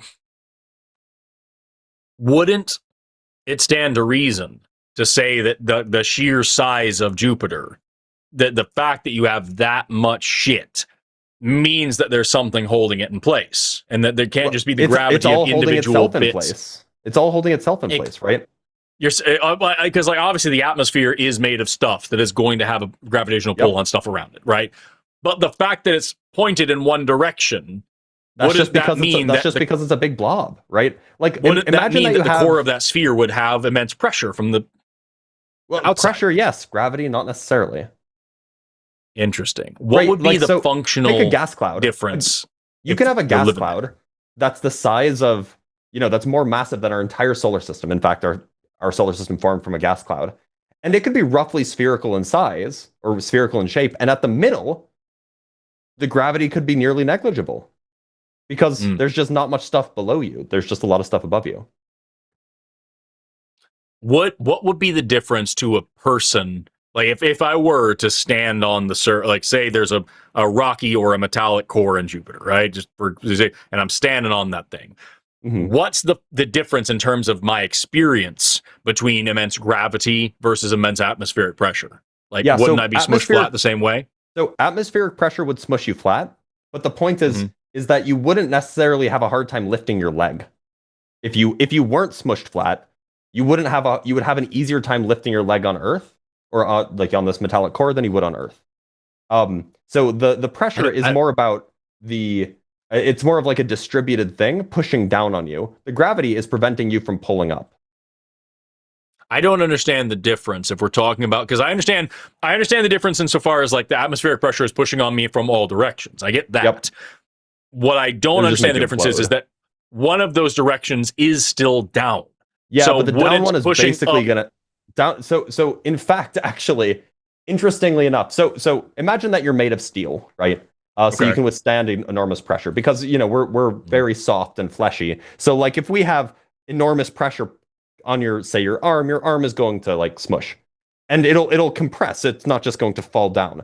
But if the pressure is sufficiently high, if the gases are sufficiently dense near this metallic core, if there is such a thing, in fact, the buoyant forces would be enormous, and so you might even have an easier time lifting your arm, assuming that your arm didn't get crushed in from all sides. Interesting. Huh. The original question was how long would it take humans to evolve in such a place? I guess the issue then my issue is gravity, but considering that's not an issue, I guess the biggest limiting factor then would be lack of new energy. There's no sunlight. Well, I mean, you could make a planet that does have stronger gravity than Earth. Earth is just the largest rocky body in the solar system. And so it has like the most dense stuff beneath you possible, except perhaps, Jupiter. But if you had like a large rocky planet or like a large metallic planet, you could have a much, much higher gravity, like surface gravity. Interesting. Okay, so hold on a second though, because something that and maybe I'm conflating two concepts here, like I did with pressure and gravity a second ago. I was taught that the reason we don't have another rocky planet after Mars, the reason we have an asteroid belt, is because that planet was shredded by Jupiter's gravity pulling against the sun's gravity, and so it wasn't able to coalesce like on the other planet would. Yeah. Is that just one I've model? heard that before. I haven't looked too closely into it, but I have heard that. So it seems at least plausible to me. Like we're talking about tidal forces, like stuff pulling on things in both directions. Yeah, that seems entirely reasonable. I mean, I'm sure that there are people who have studied this in far more depth than I have with regards to like planetary body formation. So is the difference then in these two scenarios to say that standing on the surface of Jupiter, you are experiencing whatever gravity would be, whatever the core is made of, as opposed to if I'm standing next to Jupiter, the entire mass of the entire thing and the atmosphere is then putting the entire dent in space-time. That's all the gravity I'm feeling. So I would be experiencing gravity, I don't want to use the word more, but like in a vastly different way, standing next to Jupiter than standing on Jupiter, whatever the fuck that means. Yeah, so so there's kind of two things. One is that when you are, like if you're floating in space and you're orbiting something, you actually don't feel anything. The reason why you feel gravity when standing on Earth or standing on Venus or whatever is because it's really the ground pushing up on you to counteract what you would want to be falling further because of gravity. And so that's the normal force, right? Yeah, that's right. That's the normal force. And so the point is that the sum total gravity that you feel, or that I shouldn't say feel, the sum total gravity that's affecting you is basically the amount of will be roughly proportional to the amount of stuff below you. And so if you're orbiting Jupiter, all of Jupiter is below you, right? If you're on the core of Jupiter, this hypothetical metallic hydrogen core, there's only like a little bit of hydrogen below you. Until you get to the center, of course, and then those things are up now instead of down. So it's this whole business of what is in the sphere of stuff that is smaller than the sphere that you make up. This is actually called closely related to Newton's shell theorem. It's not quite the same thing, but anyway. Interesting. Fucking also Michael DeWitt. Actually, it is the same thing. I'm sorry. Go ahead. Michael DeWitt in the chat, who just got their comment muted by a mod. If you are even half serious about the dumb shit you're saying, it didn't evolve on Earth. First universe is still so that this person, Michael DeWitt, you seem to be a staunch creationist and a very weird one. Tell me right now in the chat if I open a line for you, will you call in to talk about this? Because this sounds like a really funny call. Okay, I will talk to you about this all day. Which planet has the strong? That's the welcome for SkepTalk. Stay for a fully automated a luxury gay space clothing optional communism. #Forrest for president. Let's go. Now we're talking. What? Yes. So clothing optional means that I can still be a shy boy, right? And wear like a swim shirt. Optional means you can do it if you want or not. Okay. If you don't want to, exactly. Yes. As long as I'm not shamed for it. Right. We have another super chat. Yeah. Also, any new theories on the observer effect? I'm a big Carl Jung fan. No, please don't. As catalytic exteriorization phenomena, those last three words, don't know what they mean in that order. The observer effect is not really a thing. It's probably pretty poorly named.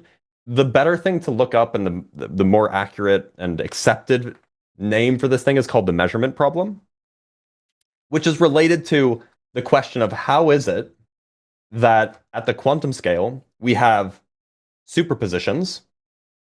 Particle can be in a combination of spin up and spin down simultaneously. It's a separate thing from just being spin up or just spin down. And yet at the macroscopic scale, where you and I live, things are in definite positions. There are no superpositions around. The measurement problem is really asking the question, why is it that when you measure something, you always get one definitive outcome like the classical world? Now, people call it the observer effect because they think it has something to do with human eyes or like the human soul or like the human consciousness. There's nothing to do with that. The observer effect is merely the phenomenon where when you take something that is in a quantum superposition and you interact with it, depending on how the interaction behaves, it can cause those two superpositions to kind of decohere with each other. And this is perfectly well accounted for by the mathematics of quantum mechanics. So there's nothing really spooky going on there. Interesting.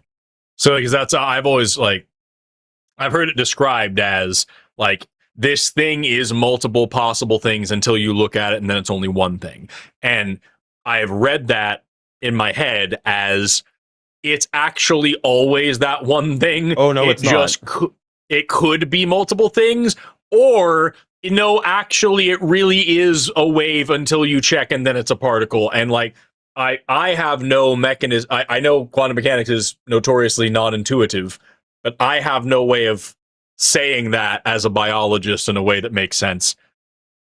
Yeah, I mean, look, so there is a Bohmian interpretation. This is due to David Bohm, where it is this view. It is always actually one option, and you just can't know until you measure it. But that's a pretty minority view. I mean, the majority view is that it really is in like this third kind of category where it's not one thing, it's not the other, it's just some weird third thing, which looks like a combination of the two other categories. That is the majority view, and probably the one that I would think is most likely to be correct. Also, there's a great word called wavicle, because it's not quite a wave and it's not quite a particle. It's a wavicle. I like that. I like that that's not even a binary. So what I'm hearing is fuck Earth, marry Venus, kill Mercury. Exactly. I disavow. What happened to your plan when we find life on Mercury? How much of a mad scientist are you? #Martian independence. Yeah, when we find life on Mercury, you just gonna colonize all of them? If we find life on Mercury, my plan shuts down immediately because there's way too many good questions to learn about what that life is. So you just want to study the indigenous there? How very colonial of you. Yes. but not murder and mine their planet into non-existence. But I want to know what they're all about. Yeah. That's Sounds interesting. Very supremacist of you. I don't know, man. The opposite The opposite. I'm talking modern anthropology, not classical. And I'm not doing physical anthropology. And also, it wouldn't technically be anthropology at all because there's no anthro involved. Liberty for Venus, justice for Mercury. I'm getting in on more future activism than Forrest. Down with the great destroyer, Forrest Valkai. You don't know shit about me, and you fucking literally, you can't stop me. Have you seen? Look at this. Everybody, he's gone. Get him. Look at this. Look at this. Look at this. Why do you own this? You can't stop me. You literally can't stop me. Why don't you? Fucking. And Lux just got rid of me because they were fucking sick of seeing my fucking sick ass jacket. You're just jealous. Yeah, no, I wore this for if first of all, Blitz is a bad friend confirmed because I wore this in my last video on YouTube and you would have seen it. But I wore this. I haven't watched YouTube videos in so long. You could be watching mine though, is what I'm saying. I could be watching any. But I've got this and some like shiny glasses that I did for a music video, and I just posted a picture of myself with this and the glasses, just saying you literally can't stop me. And it's it's Austin Archer's whole bit when he did a video like years ago, and it's like, yeah, if I'm wearing actually a bucket hat and a chain, you can't stop me. So good. Oh no! Well, Michael, thank you for answering our question. Did Michael say no? Yeah, Michael DeWitt. He kept saying dumb, weird shit, and I was like, "Hey, last chance, man. Do you want to have a conversation, or are you just going to keep saying weird shit?" And he just kept saying weird shit and got muted again. So sorry to hear that your religion and science aren't as important to you as they are to me. But I would have been happy to have a conversation. Maybe call in next time whenever you find a spine laying around. Pray to your God for courage, and then pick up that phone next week on SkepTalk. From Quantum Chaos, and this is a good point. This is exactly what I was referring to earlier. If I remember correctly, it would be easier to get to Mercury by flying to Jupiter and slowing yourself down to fall back into its orbit than to fly to Mercury from Earth. Orbital mechanics are stupid and bad and dumb. It's true. Yeah. What is that? That first irritating, itchy rectal crabs? If I recall correctly. If I recall correctly. New acronyms. That's been around since like 2004. I was using that on RuneScape when I was like 11. Maybe that's the problem, is that I didn't play RuneScape enough. I stopped playing that. You should have. You should have. I should have. Would diminishing Mercury affect the rest of the solar system? Not even a little bit. No. Except to prevent our ability to understand general relativity. It wouldn't, because theoretical physicists exist, and they would be able to notice that the shit works different in large gravity. That's the whole reason. The science goes away? That's the whole. If you take general relativity and do it with Earth gravity, it's just classical mechanics. Yeah. So they would have noticed that, like, hey, if I do the same math with big gravity, it has to be different, right? They surely would have noticed. Why would they notice that if they don't have anything to observe that would demonstrate it? That's what theoretical physics is all about, isn't it? Is like, hey, I'm going to try this just in case, and then they find new things. That's not what happened historically. It took someone noticing the whole business with Mercury, and then also Einstein being like a super genius. And a theoretical physicist, if I remember, is what he was. Well, I mean, he was an actual physicist. Which is why he came up with fucking special relativity first. Even though we didn't observe light doing anything weird, yeah, he was just like, that was the whole business with the Michelson-Morley experiment in 1897. That was 8 years before he came up with special relativity. But he did it because of a thought experiment of like, what if light on a train as opposed to outside of a train? Which was motivated by the Michelson-Morley experiment. I don't fucking. All right, fair.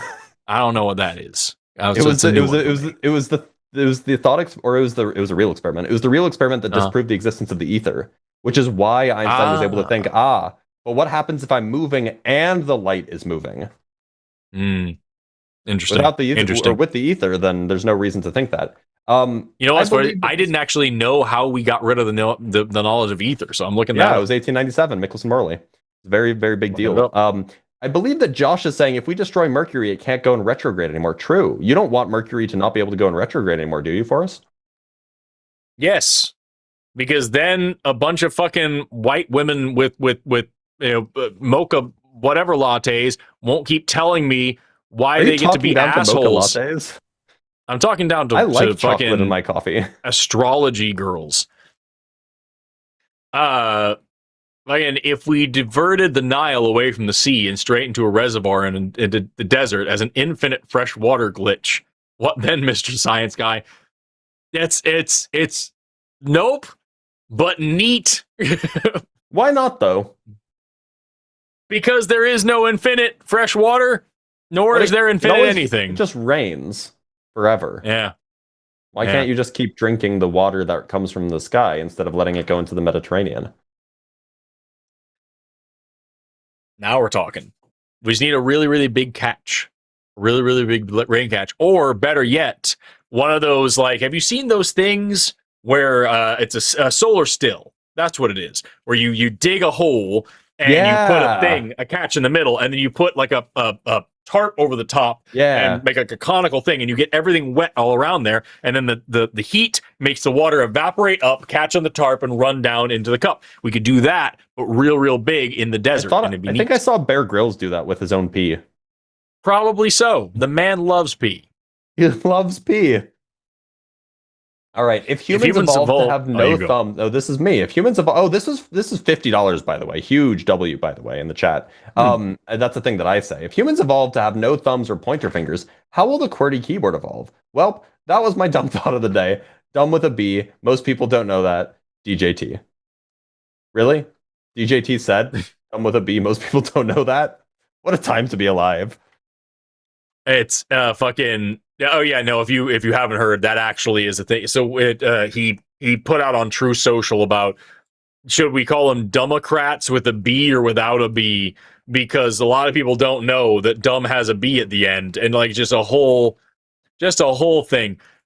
Somebody in the chat also said, I hope that Brian Wecht gets to be on SkepTalk someday. I have offered. He is a strong no, just because this situation sounds like a nightmare to him to have to take calls and like talk to random people. But I would love to hear him, you and him talk. Brian and Blitz together in the same room, because he is a theoretical physicist, and his PhD dissertation was on superpositioning and shit, and a bunch of things that I couldn't begin to discuss. But I just looked up his here. You can read his dissertation online, because by the way, that's a thing you can do. You just look up, if there's a scientist that says they know a thing and they're like, I have a whatever and whatever, look up their name, that degree, and the word dissertation or thesis, depending on where you are in the world. Here in America, thesis means master's, dissertation means doctorate. In the UK, thesis applies for both, I'm pretty sure. But here you can read. I just typed in Brian Wecht dissertation, and here I've got topics in string theory and supersymmetry, alpha maximization, non-geometric compactifications. That sounds fake. And tachyon cosmology. I was a string theorist. I cringe. But also tachyon cosmology seems cool. So everybody can go look that up. I don't think you can read the whole thing, but you can read the abstract here. I'll put that in the chat. You can read all of my papers on my website, actually. Nice. You can find my last thesis, and it's terrible, and I'm working on trying to publish it now, so we'll see what happens. If we build a wall, a giant mile-high wall across the Gulf of America to block them hurricane winds from swirling around and breaking stuff, what then, Mr. Science Guy? Listen, you're gonna get elected talking like that. Fucking quit it. Honestly, it might be better than what we currently have. Raise your jacket hand. Is too sexy. Raise your hand if you are still experiencing emotional trauma from the finale of the Amazing Digital Circus. I don't know what that is. Oh, twinsies. Is that a cool thing? I don't know. I think it's a cartoon that someone published on YouTube. It is an animated series with what appears to be a clown girl in it. Hate it already. You said clown, and then you lost me, but then you said clown girl, and you got me back again.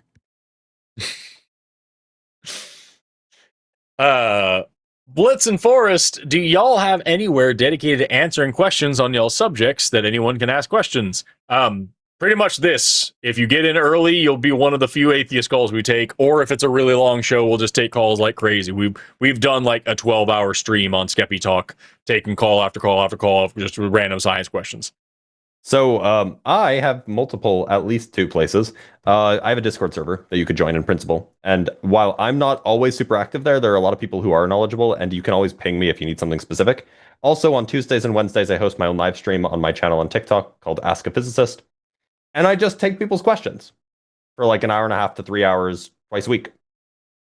Right on. Right on. I do the same thing on TikTok when I think about it, and I don't go live there very often anymore. I tried to start getting back into it, and it's just kind of, You're a busy guy. Yeah. Dr. Blitz is a smart fella. Forrest Valkai is a fart smeller. That seems true, actually. I believe that that's correct. First of all, fuck you. Second of all, yeah, I'm a biologist. I'm around animals, and they be Bro farting. loves farts. It happens. It happens. About 3 weeks ago, a caller had the question, when did the butt evolve into a reproductive organ? And they were being a jerk for fun, but I genuinely want to know whose idea was that? What about kissing, hand stuff? Do other animals do that? Thanks. Your anus is innervated by the same nerve that does most of your genitalia. It's all, I'm pretty sure that's all the pudendal nerve. Let me double check. Branches of pudendal nerve in here, and yeah, let me go ahead and just pull that up. Can I get a good diagram, please? Yes. Make sure I'm not doxing anybody by showing the thing on the screen. How's that look? Yeah, that looks good. So yeah, this is probably a good way to get shut down on YouTube. Who cares? Oh, no, maybe not. It's not my channel. True. Put this in the middle of the screen and zoom in a little bit here. So here we have pudendal nerve, which is going to break off. That's this guy coming out of here, I'm pretty sure. And that's going to go into perennial nerve branches from that, maybe. And then you've got these nerves innervate around your anus and all around your genitalia, including dorsal nerve of the clitoris is also same thing as dorsal nerve of the penis. Remember, clitoris and penis are going to be they're buddies. Analogous structures. So dorsal nerve of the clitoris, and then these posterior labial nerves. This one's going to be nerves to scrotum, if I remember correctly. And I'm pretty sure these are branching off. I think pudendal nerve is the root here, and then these branch off from there. I could be wrong, but I don't think that I am. Also, if you're anatomically male, you have a prostate as well. And so there's another reason why you've got situations going on there. And I don't think prostate is innervated by the same nerve, but I'm not sure. Let me double check. What nerve innervates the prostate? Majority of the afferent innervation in ventral prostate is localized sensory nerve from the L5 and L6 segments. So yeah, that's going to be pelvic splanchnic nerves. Yeah. Splanchnic. So I don't sexy. Splanchnic. Yeah, there's a lot of splanchnic going on when we talk about these things. And but it's this, I think that is different. But yeah, that's the answer to your question. It's been that way the whole time. And it's just because of the nerves that are connected there and doing the same thing and have the same origin. So when you stimulate all of these areas, they're all going down the same line anyway. That's not actually how things work, but it's a good enough explanation for what we're talking about. But do other animals do kissing and hand stuff is the quintessential question. Yes. We have I think I've seen primates do hand stuff. Yeah, not on anal purpose, sex, but I think it just happened. Anal sex, oral sex, hand stuff we call non-penetrative genital stimulation, which is just mutual masturbation, self-masturbation. We have seen all of these things in all sorts of animals, especially a lot of primates. Yeah, it happens all the time. That's I had one person even. Yeah. Somebody talking about how fucking, that's sex is only supposed to be for reproduction. I'm like, first of all, biologically you're wrong, and second of all, I'm gonna go find my wife and prove you wrong. Hey, Forrest and Blitz. I was curious if either of you have video ideas you're eager to put out. For some reason, haven't been able to yet. Also, Forrest, thanks to the book rec last week. Yeah, I'm like a year behind. I do a road trip every year.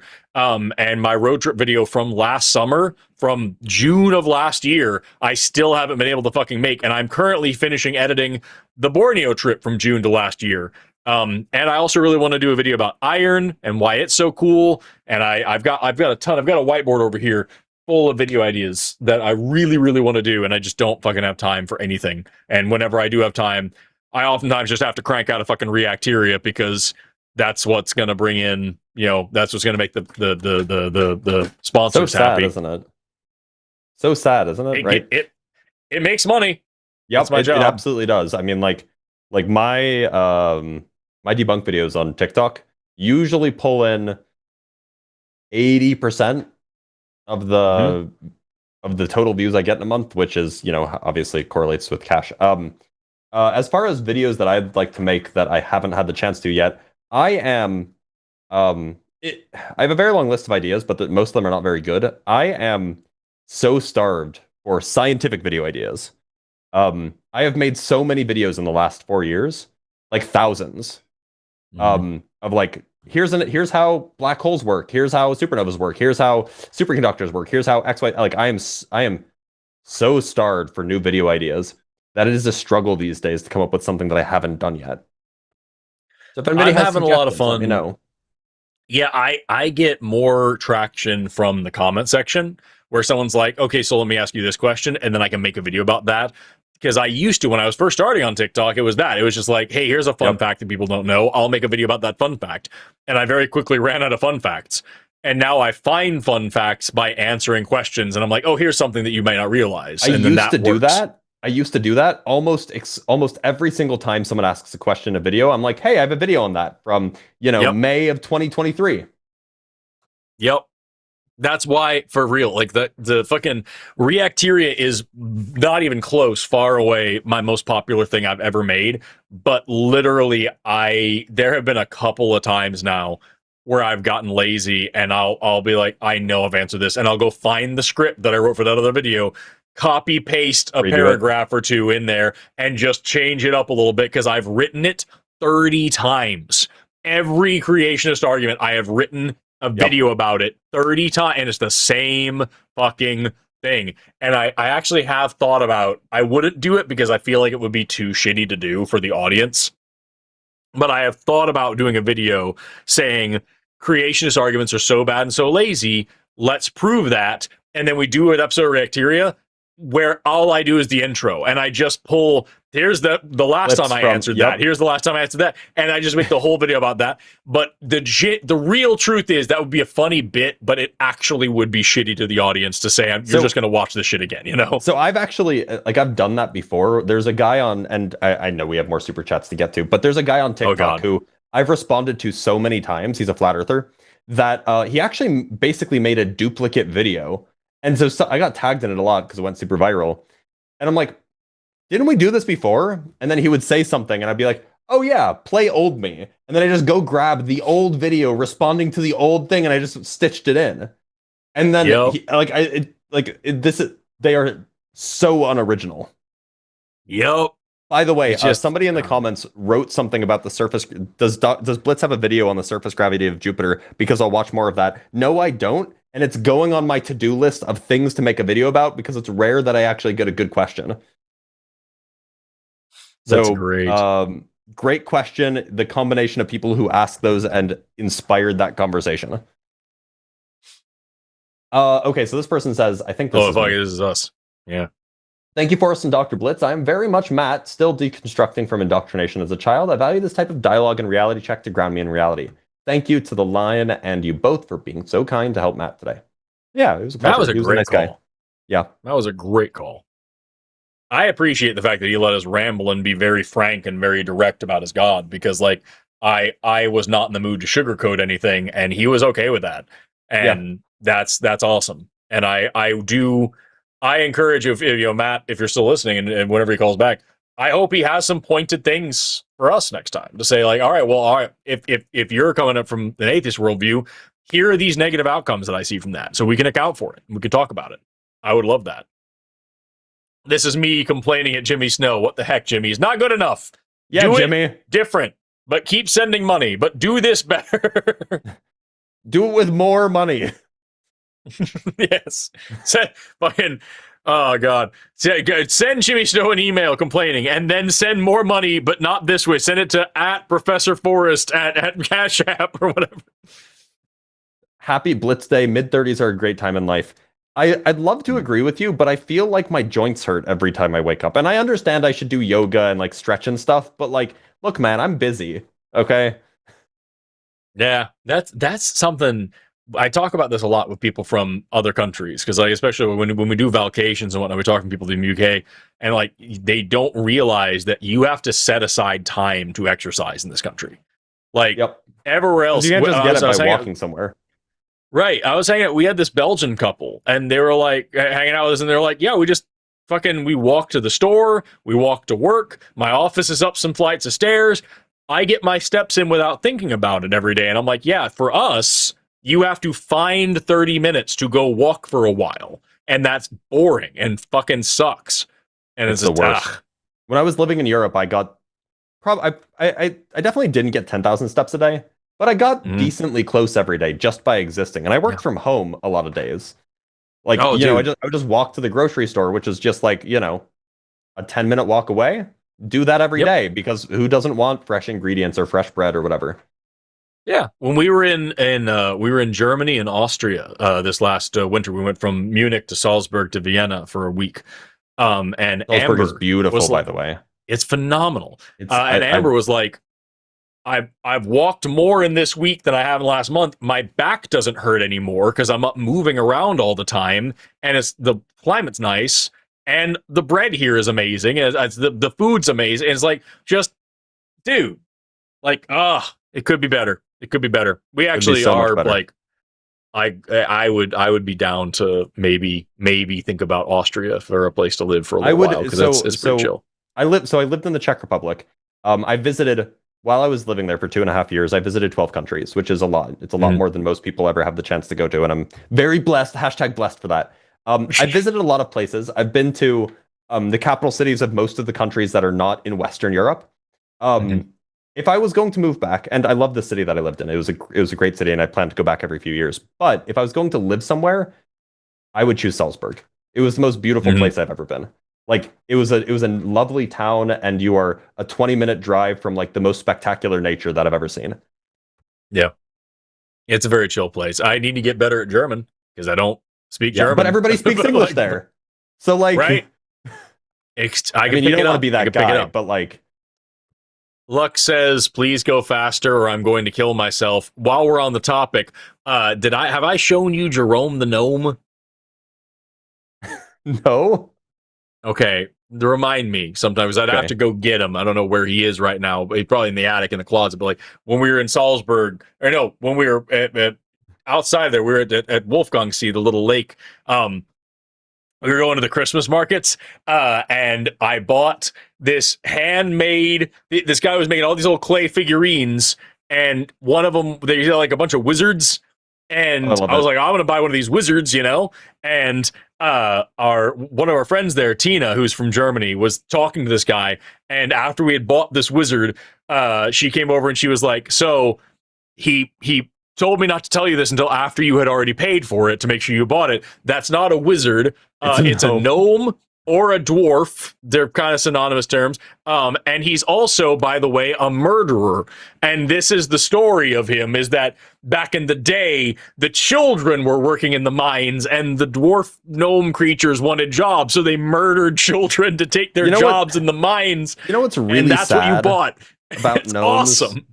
You know what's sad about gnomes? So, you know how the gnomes, they have like their little hat, and they're short and they have big noses? Yeah. That's anti-Semitism. Turns out that's the origin. The origin is that it is anti-Semitism. It's really a bummer. Anyway, we should probably go faster because so many things are.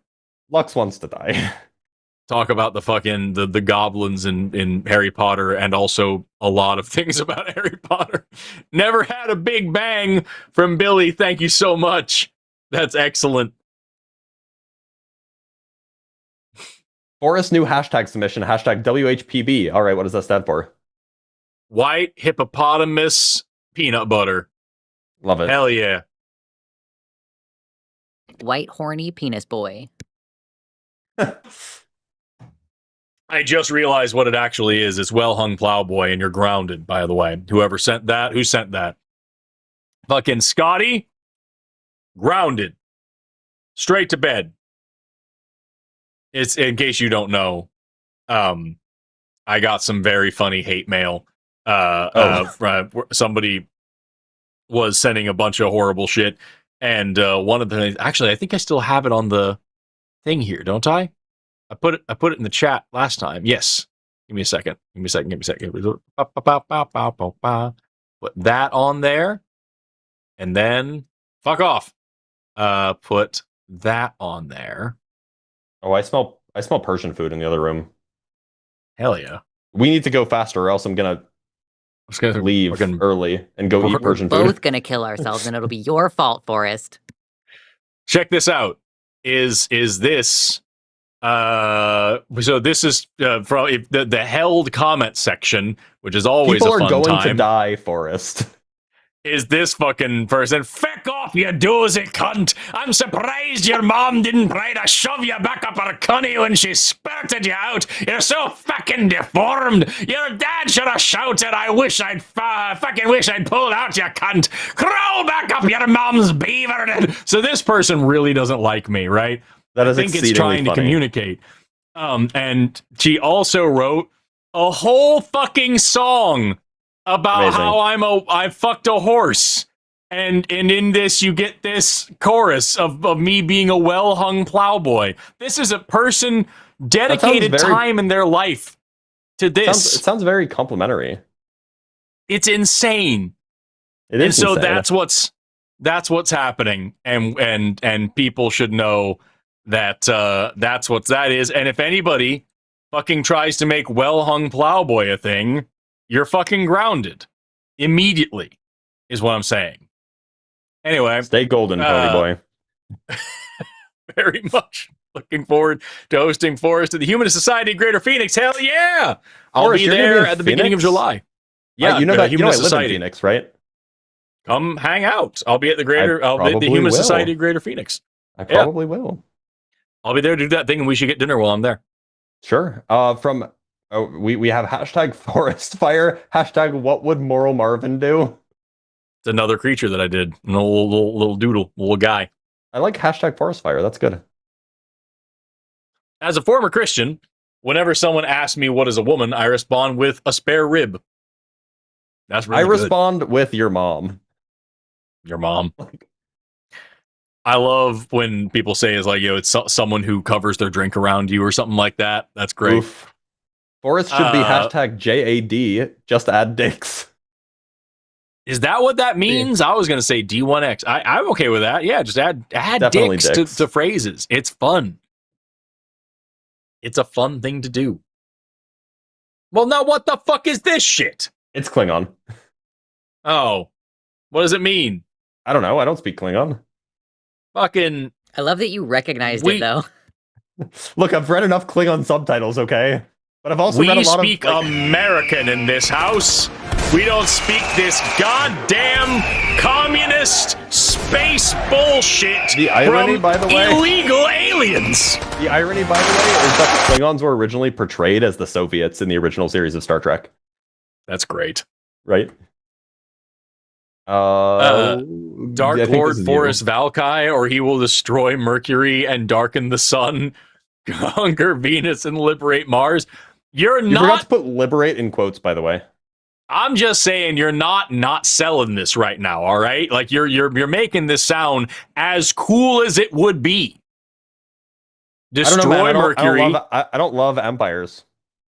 Liberate the sun. You're in one. I know. I don't love it. It doesn't have to be bad. Empires, It doesn't yeah, they have to be kind of bad. do. They kind of do. It doesn't have to be bad. It just seems like you're more authoritarian than I am, Forrest. You know what? If there was a god, I'd be able to live on mostly French. That's true. You can live on mostly French fries, just not for long. I think authoritarian is looking at it like a glass half empty situation, and I'm saying ambitious. You call authoritarian, I call ambitious. That's what Hitler said. Yeah, how dare.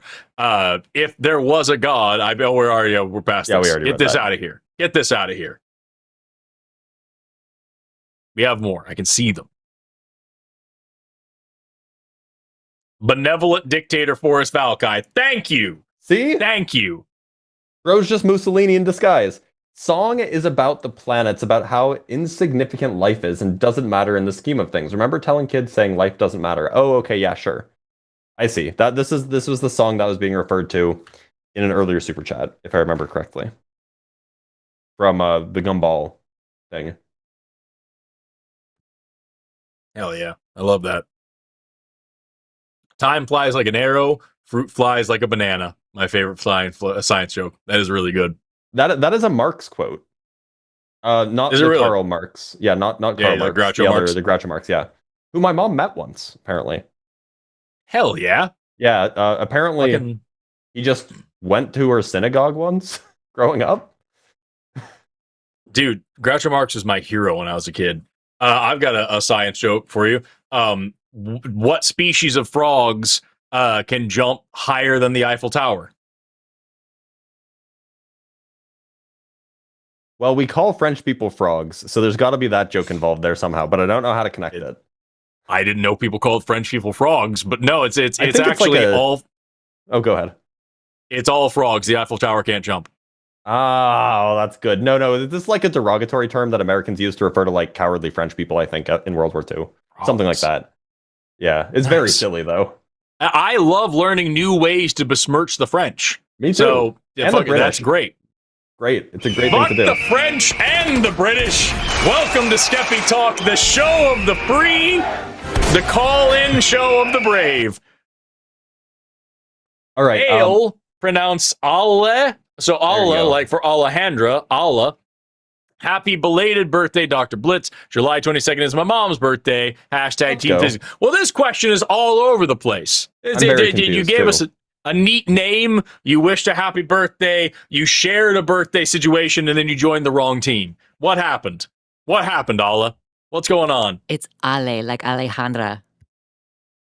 Alejandra, because I'm American. You love that sound. I'm still waiting for Erica to host with Forrest again. Someone made the pun, I can't see the forest through the trays on Gramps' Coat movie. That is good. It is good, though. It is very good.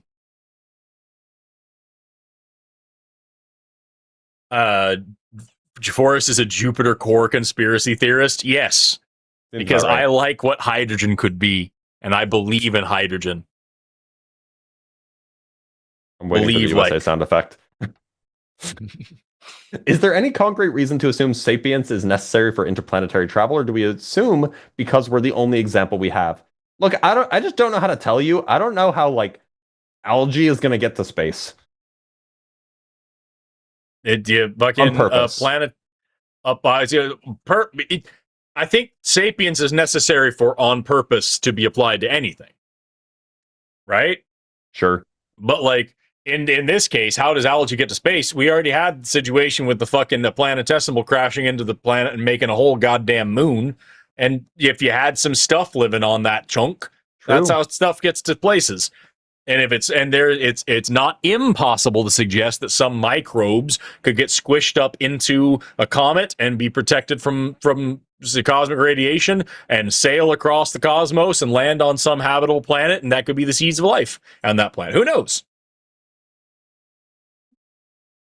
You're both super smart science people, but do you know who Thomas Running is? I do not. I believe he is the man who invented running. Hmm. In 1748, if I remember correctly. Does superposition matter if interacting with a particle gives a single result? I mean, do the properties even matter before they're measured? Well, yeah, because the thing is you can't account for all of the observational data if you assume that they're in a certain state before measuring, if they're not in a superposition. If you assume superposition doesn't exist, then you start to make bad predictions about the way the world is. I can see how that makes sense. Weirdly enough. I genuinely love that it takes you 3 hours to get through super chats because you nerd out. Also, the amazing digital service ending wrecked me. Well, apparently I've got to watch this sad bullshit. I'll add it to the list. Why would you watch it if it's sad? If you destroy Mercury, the mnemonic won't work. Mary's virgin explanation makes Joseph suspect upstairs neighbor. Yeah, then it would just be virgin explanation makes Joseph suspect upstairs neighbor. That's great. It's suspect. I'm sorry, not suspect. It's your Croatian accent or whatever it was you said you lived in. How close do either of you think we are to effective real-time universal translator technology, at least among known languages via glasses or earbuds? I don't know. AI is pretty scary. So like I say 3 to 5 years max. Yeah. I want a Babelfish, and that's one of the few things that I think AI is worth it for. Yep. But holy shit, we need to make it better than what it is. Otherwise, it's just going to continue to be a tool of rampant, insane capitalism, environmental racism, and destruction of everything that we hold dear. But it could be great. Forrest, no matter how hard you try, you'll never hate a Frenchman more than another Frenchman from a different part of France. That's probably true. You know what? I accept the challenge, and I will continue to try. There is no look, we have racism in the United States because nobody knows where each other are from. We're just like, you're brown, you're black, you're white, you're what, like that's what we got here. Like a Polish person can like detect that somebody's great grandmother was from a neighboring village just from the shape of their nose. And they'll be like, you're scum because your great grandmother was from the village of Kopnice or something like, so that. They have just like that far off. They like chronology. The racism. Yeah, exactly. It's insane. I thought Forrest said July 22nd was his birthday. That is what I said. That is what I said. I just didn't understand the rest of all of it. Oh, that's right. To wrap up the show, I recently got an email about how to spell the word maps backwards. It was just spam. Lux, you could, in principle, kill yourself because of that. Yeah, if you wanted to. like, that's time Nobody for would be credits mad at you. Hey, you made it through the show. Congratulations. I don't know why. Blitz, it's always a pleasure working with you, my dude. We got to hang out some more. I'll see you in Arizona. I'll be there on the 5th. Thank you so much to Blitz the whole time. The whole time. Thanks so much to Blitz for hosting. Thank you so much to Lux for producing. Thank you so much to Paul for call screening. Thank you to our mods in chat for keeping things simple and safe. Thank you so much to our the people in chat, even the ones that suck. Thank you so much to our callers, even the ones that suck. Trying to think if there's anything else that we missed. Fuck ICE, free Palestine. Have an awesome rest of your day and never stop learning. Bye.